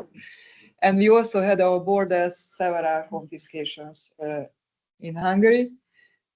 There are some different type of nuclear fuel pellets, and this is what I told you earlier already, how the pellet looks like. Like, for example, this one, there is a hole inside, and these edges around, it can show for us that the origin of the material. That's coming definitely from the Russian Federation or maximum Kazakhstan, but most of the cases Russia using this type of fuel in the hole inside. But it's not enough, so we have to identify the producer, and therefore we need to analyze other parameters like production date. Many other different types. We had these pellets were found in different cars, vehicles crossing the Hungarian borders. In the 90s, some confiscations were only one fuel pellets, and some of them hundreds, 117 or 300 fuel pellets in a plastic bag hidden in the trunk or in different places of the vehicle. Without any protection. Yes, without any protection, but this is not highly radioactive actually. But as I know, they were confiscated based on intelligence information, because these are not highly radioactive, so the portal monitors cannot see them. So it's in most of the cases. But altogether, so it was the 90s, uranium fuel pellet powder samples, and this is just a figure because there is a International Anti-Garage Agency has this incident and trafficking database where the countries are reporting the cases which happened in their country. So altogether in Hungary, back to the 90s, we reported 50 cases to the agency, but not all the 50 cases were confiscation or criminal case. Sometimes these reported cases like missing sources, but altogether about between 25-30 cases were examined for nuclear forensics examination. So we had to find the origin of the material. This is something which is, the slide is speaking about that. It started in the 90s, and already our regulatory body was really strong already at that time. So they established a governmental decree. The original was established in 1996, and already from this year, the nuclear forensics examination of these unknown nuclear and other radioactive materials was delegated officially or legally to our research center. So that was how was born, and nowadays it was updated, this decree, in 2015, and also extended with the radiological crime scene management and in-field analysis. These are our instrumentation. I won't go through on the list, doesn't matter. Just I wanted to show you how many different analytical techniques we have, what we can use for the forensic examination. And now the cases, which is more interesting. Fuel pellets first. These are, for me, I don't know why, I very much love uranium. So we have lots of different samples, and there were two interesting cases. There were two different confiscations, different time, different package, different smuggler. These two, for example, the first 1-2 cases, when this already with your eyes, you can see that the pellets are very similar. Sorry, the pictures are very, very old. So therefore the how to say, the quality is quite not good, but at that time it was absolutely the common use type of pictures for fuel pellets. If you check in the internet and publications, you can find the same type of pictures. Nowadays, we use something like this. It's still not the best quality, but something much more professional than this one. Anyway, so these two were similar, and we used different analytical techniques, including this so-called age dating, or determination of the production date, and the so-called isotopic composition of what kind of uranium are these pellets. And my colleagues, it was many years ago, of course, at that time I hasn't worked yet in the institute, but my colleagues found that these pellets were natural uranium. This is not usually used in nuclear reactors. Reactors using most of the cases, as I mentioned, uranium enriched with the fissionable isotope, which is uranium-235. That was natural uranium, and only one type of reactor is using natural uranium, the so-called CANDU type of reactor. CANDU because the technology is originating from Canada. And this type of reactor is using this type of fuel. And my colleagues, based on the examination of the fuels, they found these pellets were originating from Romania, because our neighboring country, Romania, are using this type of pellets, even not only using, but also producing. They have a production facility for these pellets because they have CANDU reactors. So then my colleagues found the origin as Romania, and our regulatory body, the Hungarian Atomic Energy Authority, connected their regulatory body and requested them to receive back the samples. So we had to send back the samples to them, the fuel pellets, because it belongs to Romania. Actually, this is our official legal protocol in Hungary. This is also written our governmental decrees. If we found the origin of the samples or the fuel pellet, the authorities contacted the owner country and requesting sending back the sample. If they don't want, or if we cannot find the origin, then we integrate the samples to our own system, our registry database, and we use for scientific purposes. Therefore, we have actually quite a lot. Another type, these two type of confiscations were again seemingly already extremely similar pellets, fuel pellets in every characteristic parameters, the size, dimension, the hole inside, isotopic composition, and everything, absolutely the very, very same pellets. And after the measurements, my colleagues found that based on the measurements, it's a type of RBMK 1500 type reactors are using this fuel. And the producer is the Russian Federation, the Elektrostal. In the city of Elektrostal, there is a producer who is producing the only producer of this fuel pellet. And actually, following the investigation, we also found that these pellets coming from Russia, but traveling through Lithuania and going back to Hungary. So it's something which is, we were able to identify the smuggling route. It was the very first cases for nuclear forensics in Hungary. And actually, I think very interesting. Nowadays, we don't have any more fuel pellets.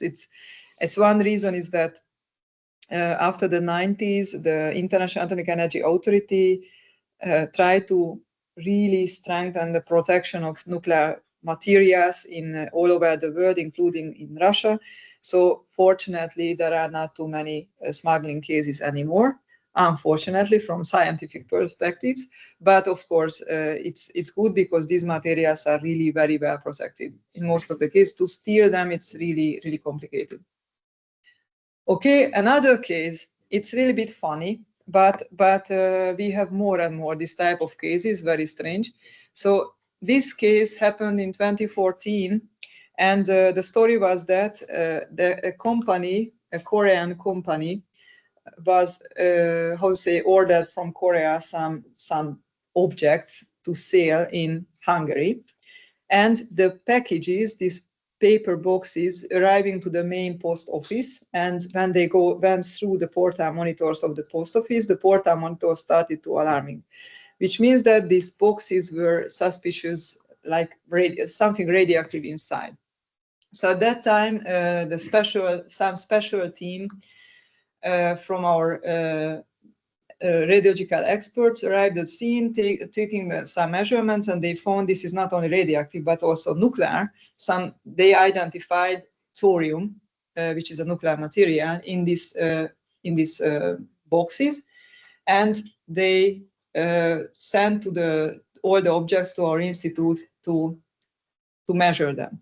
So these were these objects, very, very interesting, like these insoles, pillows, belts, jewelries, many, many different things, hairbrushes, thorium inside, or somehow thorium was inside. And we had thousands, or 1,000, I think, from this kind of so-called bio card. It's like a bank card, so a credit card, it looks like. And the companies try to sell these products with the purpose, how to say, or instruction that if you use these products, it will increase your immune system, or improve your immune system and increase your bioenergy. So it was very strange. There was no any information on the objects that they are radioactive. The only information was that there are negative ions in the products, and it can help to keep or increase your health system. And fortunately, they were detected, so they were transported to the laboratory, and some of them still in our storage. And they didn't understand, of course, why we confiscated these samples, and we had to explain them this is absolutely not allowed. And because they told me, their lawyer called me all the time and told me that these products are very commonly used in Korea, so this is normal, and they don't understand why we confiscated. And we had to explain them, yes, but this is Hungary, so in Hungary we have other rules, and it's not absolutely not allowed to sell to people, or to, how to say, trade with this kind of objects which is radioactive, and without, first of all, radioactive without permission, secondly, to give to the people without information, and even these objects contained nuclear material, and following the regulations and so-called nuclear safeguards regulation, that's not allowed to have nuclear material even a milligram at home without permission or anybody. So this is really very strict. So we had to confiscate them. And it was not a very serious story. At the end, the company was punished to pay for the final disposal of this object. And after they got this information, then they disappeared, of course. So we never got any money for the disposal. Therefore, many of them still in our storage. A part was already sent for disposal. So it was a long time ago. So 11 years ago, as one of the first interesting cases. And this one was another, again, not serious, but interesting case. It happened in 2016, and it was our first real radiological crime scene management together with the Hungarian police. Again, it was absolutely not serious and dangerous, but we could learn a lot from this case.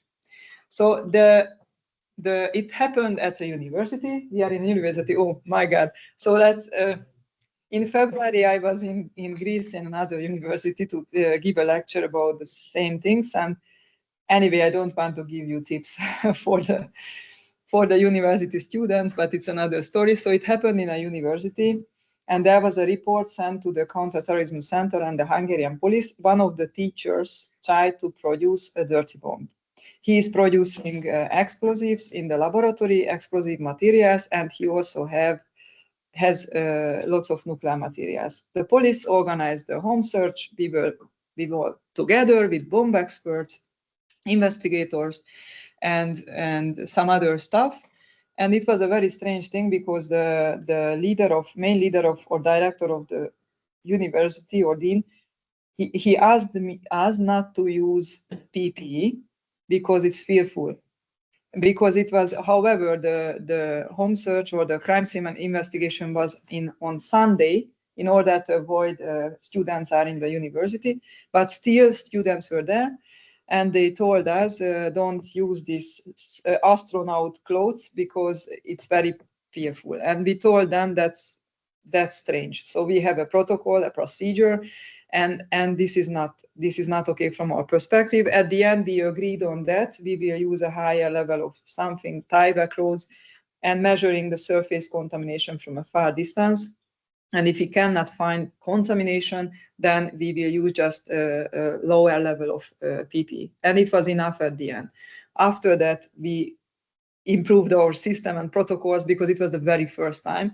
Then we increased all of our protocols and procedures. And from now, I would never, ever agreed.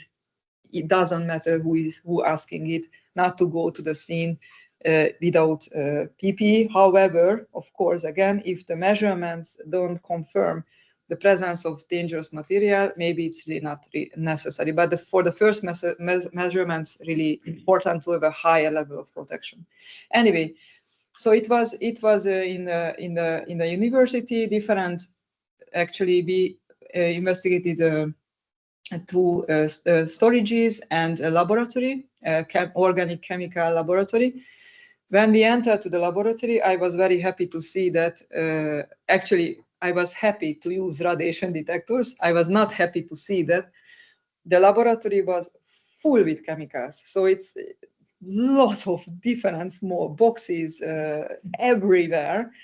And I was happy to know that we use radiation detectors to find the radioactive material, because to check all these chemicals would be very, very time consuming and complicated. Anyway, at the end, and the other part of the story was very interesting. The teacher appeared in the university because parallel, in his apartment was also a home search, and he appeared in the university, and we had the possibility. It was also interesting for me, but I could ask him, do you have nuclear materials in this laboratory? And he told, no, we don't have. Are you sure? You never use? I never use. Then we found in this cupboard 4 boxes. And he was very surprised. And I told him that we have detectors, so we will find. And then for the storage, he showed where were these nuclear materials, and actually we found altogether 50 pieces, altogether 1.3 kilo nuclear materials. That's an amount. It's not dangerous at all, because these are normal, conventional used so-called laboratory chemicals, uranyl acetate, uranyl nitrate, even some thorium containing thorium oxide. So they are not super dangerous, but still, nobody can have at home nuclear material, especially not 1.3 kilo, without permission, reporting to the authorities, ensuring the radiation safety, radiation protection, and physical protection of the materials, and informing the students they are working close to nuclear materials. So that was and for our protocol, it was also very challenging because we found lots of materials, and as if we remember the reporting of 24 hours, 1 week, 2 months, even the 2 months was not enough to measure the 50 pieces in every parameter. So at that time, we got very detailed questions from the police, and we measured all the samples with many different techniques, and not only to answer that it's radioactive, nuclear, what kind of, how much, and so on, but also the origin of them and some specific parameters. So the prosecution that at the end, during the investigation, the National Bureau of Investigation found that there was no real terror activities behind the story. It was actually, and therefore it's not a good tip, it was a revenge from a student, wanted to give bad moments from a teacher. However, that was true. The university or this teacher never reported the authorities the nuclear materials, so they didn't have permission. So it was not allowed to have these materials in these conditions. So following all of this, actually at the end they closed the investigation, but the teacher lost his job. It was the end. It was not a more serious punishment because again, it was not criminal activity behind. It was an unauthorized act. The person didn't report to the materials. But again, for us was very, very, very interesting to learn a lot from these cases, like how to be fast but not to cause failures, how to work under pressure of investigators because they were standing behind us and like just doing, collect, and be told we need time. So it's removing the materials, separate from all of them from each other for measurement and identification. That was and packaging and everything for 50 pieces. That was for us at the beginning. It's very challenging, including also the documentation. How to write the documentation parallel. It was one of the largest job in during this activity. So then later we developed an electronic documentation format, a tablet checklist format, and we can work very faster with the documentation in the field, and of course video recording and others. So it was a very, very interesting case, and the cooperation with the police started in this time, and then from 2017 we developed our procedure for radiological crime scene management. It was another case. Hungary is, I don't know why we have these cases, and more actually.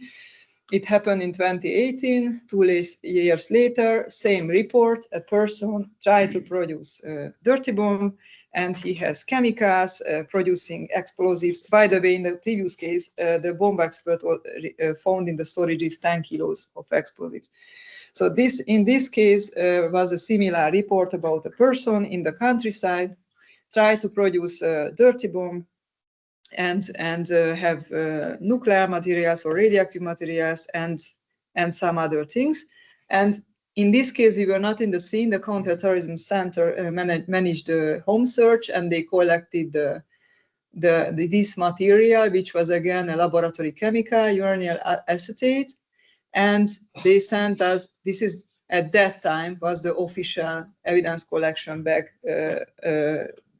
As I wrote here, this word is in Hungarian police, and this is the evidence in Hungarian, and it was sealed properly and so on. Nowadays we don't use, it's a paper bag, so it's absolutely not okay for radioactive substances. So nowadays we use plastic bags and other type QR code and many different things for the packaging and chain of custody, of course, in our laboratory too. So that was opened in this, as I told, in the glove box, and examined first and then analyzed for different with different instruments. And this is some pictures about the crime scene. I think it's a little bit interesting. It's also a chemical and radiological crime scene, and it's funny because the person stored all these chemicals good for explosive production in his fridge. So together with the food. So you can see eggs and many other things in the fridge, and lots of chemicals actually. So it's a little bit funny, but not funny, but actually it was the scene when they found only this one box of nuclear material. We measured with different techniques, doesn't matter. And these are the questions that I wanted to show. You don't need to read everything. Just I wanted to show that these are typical questions in Hungary from the chief investigator, and not all the questions are the best questions, and we try to discussing with them, but these are the standard questions. So if we find it would be necessary to measure more specific things, then we try to discuss with them and or put into the report. So it's the typical questions: what is the material? Is it radioactive and or nuclear material? If nuclear, amount and type of the material. So what kind of nuclear material, what amount, because it's absolutely the case depends on the type of the material. In this case, was radioactive, was nuclear. It was altogether 84 grams and just 0.0951 gram fissionable uranium-235 because it was a so-called depleted uranium. It's the fissionable content is less than the natural uranium. And these questions are really not for a nuclear forensic expert anymore, but you always get these questions and we have to answer what hazards does it pose or what is the biological effect? How hazardous is the material? And in this case, this is not it's out of our expertise. We always highlight in the report to the police it's out of our expertise, but we can answer from the perspective that it's a super heavy metal and the lethal or half lethal dose which is available in publications, 8.5 gram from uranium if somebody eat it. And we are always answering the questions from the radiation protection perspective. So somebody has this material keeping in the pocket a year long or even working close together in the close distance with the material. In this case, which is really not realistic, but we wanted to calculate the worst scenario in a pocket for 24 hours for a year, 8 millisieverts, which is a relatively high dose. Of course, in the realistically is not realistic actually to be in the pocket all the time. And this is another interesting question: are the materials dangerous radioactive materials according to the criminal law? This is a typical question always in Hungary. So it's a little bit hard to answer, but we are in this point, we are always discussing lawyers because the regulatory body, the Hungarian Atomic Energy Authority, has very specific lawyers and we are always discussing with them and the lawyers can help us to answer properly this question. And what kind of license are required to process these materials? Was any law broken? Yes, this is a very easy question. For example, for nuclear materials, as I mentioned, nobody can have at home any nuclear material. Actually, in this case, the only thing which is missing from my life, and I am very sad for that, I never been in the courtroom as expert witness. I was always asked the written mode from the investigative authority. And in this case, I got back a question from the chief investigator that the person told them that I referred in my report, or his lawyer, I think, defense lawyer, I referred in my report a law which is originating from 2015, and the guy get this nuclear material before 2015. So whether he's responsible or not for this situation. And of course, we answer that, first of all, sorry, I don't know exactly the English expression, but we have in Hungary this expression that not knowing or you don't know the law doesn't mean that you can break it. So it's, anyway, so it's first of all. Secondly, the original version of that law was dating back to the 1970s. So it was easy to answer this question. And I think it was a very stupid question, but by the way, it's, of course, they try to find any possibilities.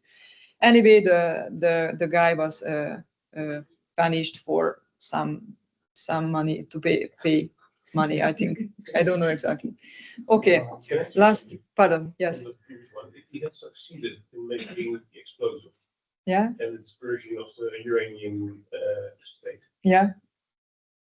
Then the biggest risk would have been, if you compare to the movie, just yeah, that's super heavy metal that you will. Yeah, exactly. And the one box of this amount, 80 grams, it's a very small amount. Yeah. Even in the Dirty War video, when they open this container, we calculated how much cesium would be necessary if you exploded and measure the radiation, and it's a ton. Yeah. So a huge amount of material. So that movie is not realistic at all, even from the perspective that they are measuring 26 millisievert from 200 meters. So it's absolutely not realistic, but I think it's a good example to demonstrate this situation.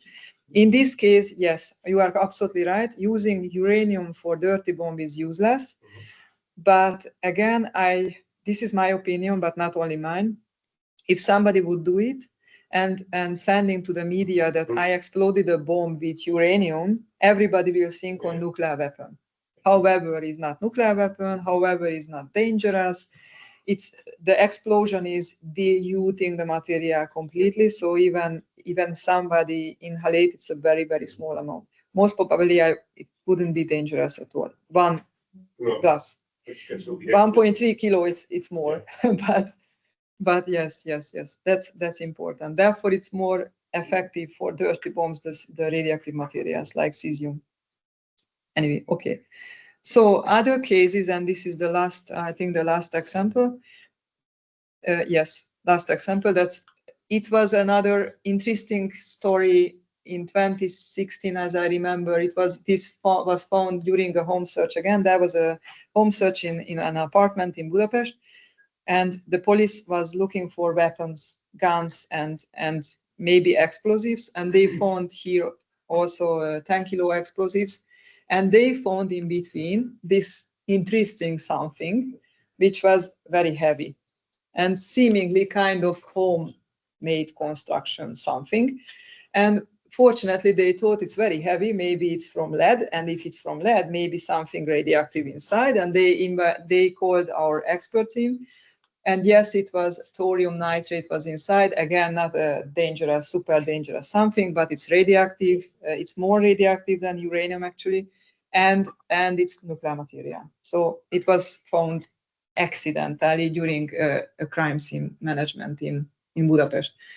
And this is the last two examples. I will have a little bit more pictures on the next slide, but I cannot put here any information because these two cases are under investigation.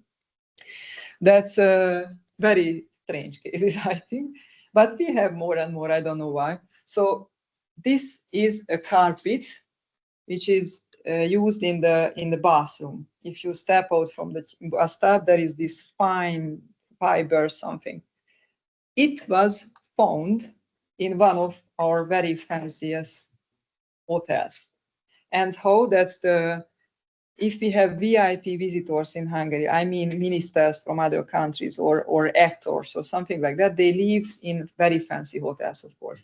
If we have these visitors, the counterterrorism center is always checking his or her room before he or she will go to the hotel. And our expert team is providing preparedness service for them. So they checked, there was a visitor, actually it happened the end of 2024. They checked, somebody arrived to Hungary, they checked the room, and they found this carpet was radioactive. So the detector was alarming. They called us, and we took also some measurement, and we found that it was also thorium containing carpet. So then we examined the carpet on different way. We removed, there was a basic layer and fibers inside. So we measured the basic layers and also the fibers, and we found that the thorium was in the basic layer. How was it prepared? We don't know. So it's a very interesting story. And then we asked the hotel, how many do you have from this carpet? And they had 150 or something like that. So we collected all of them, transported to our laboratory, and we also took measurements in the hotel. So after the rooms, the washing machines, the laundry room, storage rooms, and everywhere, fortunately, we didn't find any other radioactive, any surface contamination, but it was an interesting case. And anyway, the carpet originally coming from China. So the origin was China.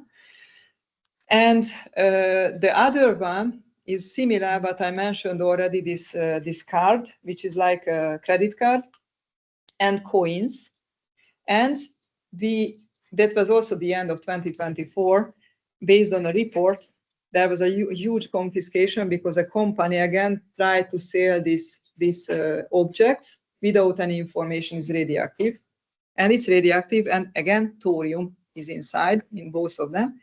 And it was very strange because they tried to sell this product on the way that the same thing, if you use this card and put your pocket, it can increase your bioenergy, plus it protects you against electromagnetic radiation, which is even worse. I think this coin, it's a very thin coin. If you put, it's a sticky, there is a sticky side. If you put to the mobile phone, then it will protect you against electromagnetic radiation from your mobile phone. Fine, because there are some extra gamma radiation. Anyway, so that's, we confiscated this. Actually, it is the police. It was a police raid in the storage, and we have in the laboratory at the moment 5,000 from this card and 1,800 from the coins.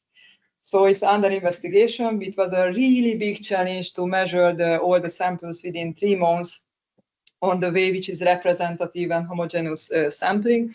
But we measured them, and we have already sent the reports to the police about these cards. Actually, there was one more thing. It was like a piece of metal plate, gold color, like from copper or something like that. And it was the funniest, I think.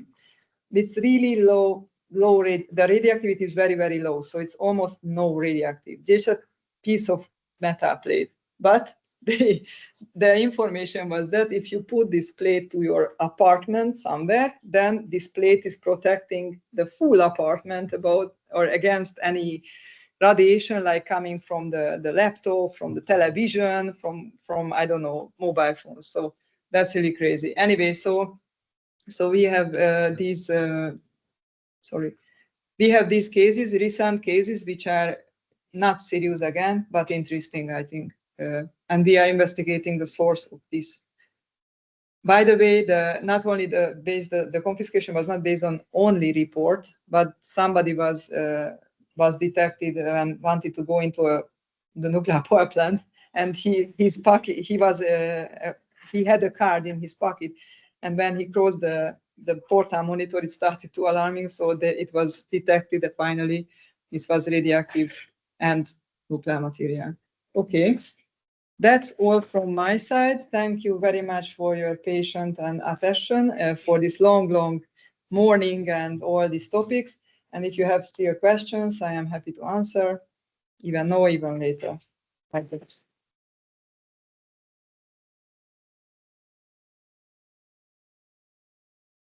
And lunchtime.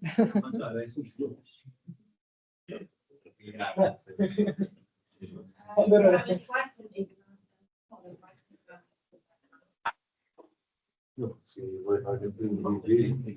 will 1 hour. Okay. Eva, thank you. Colomba, stacca qua. Okay. Sort of, okay, this meeting.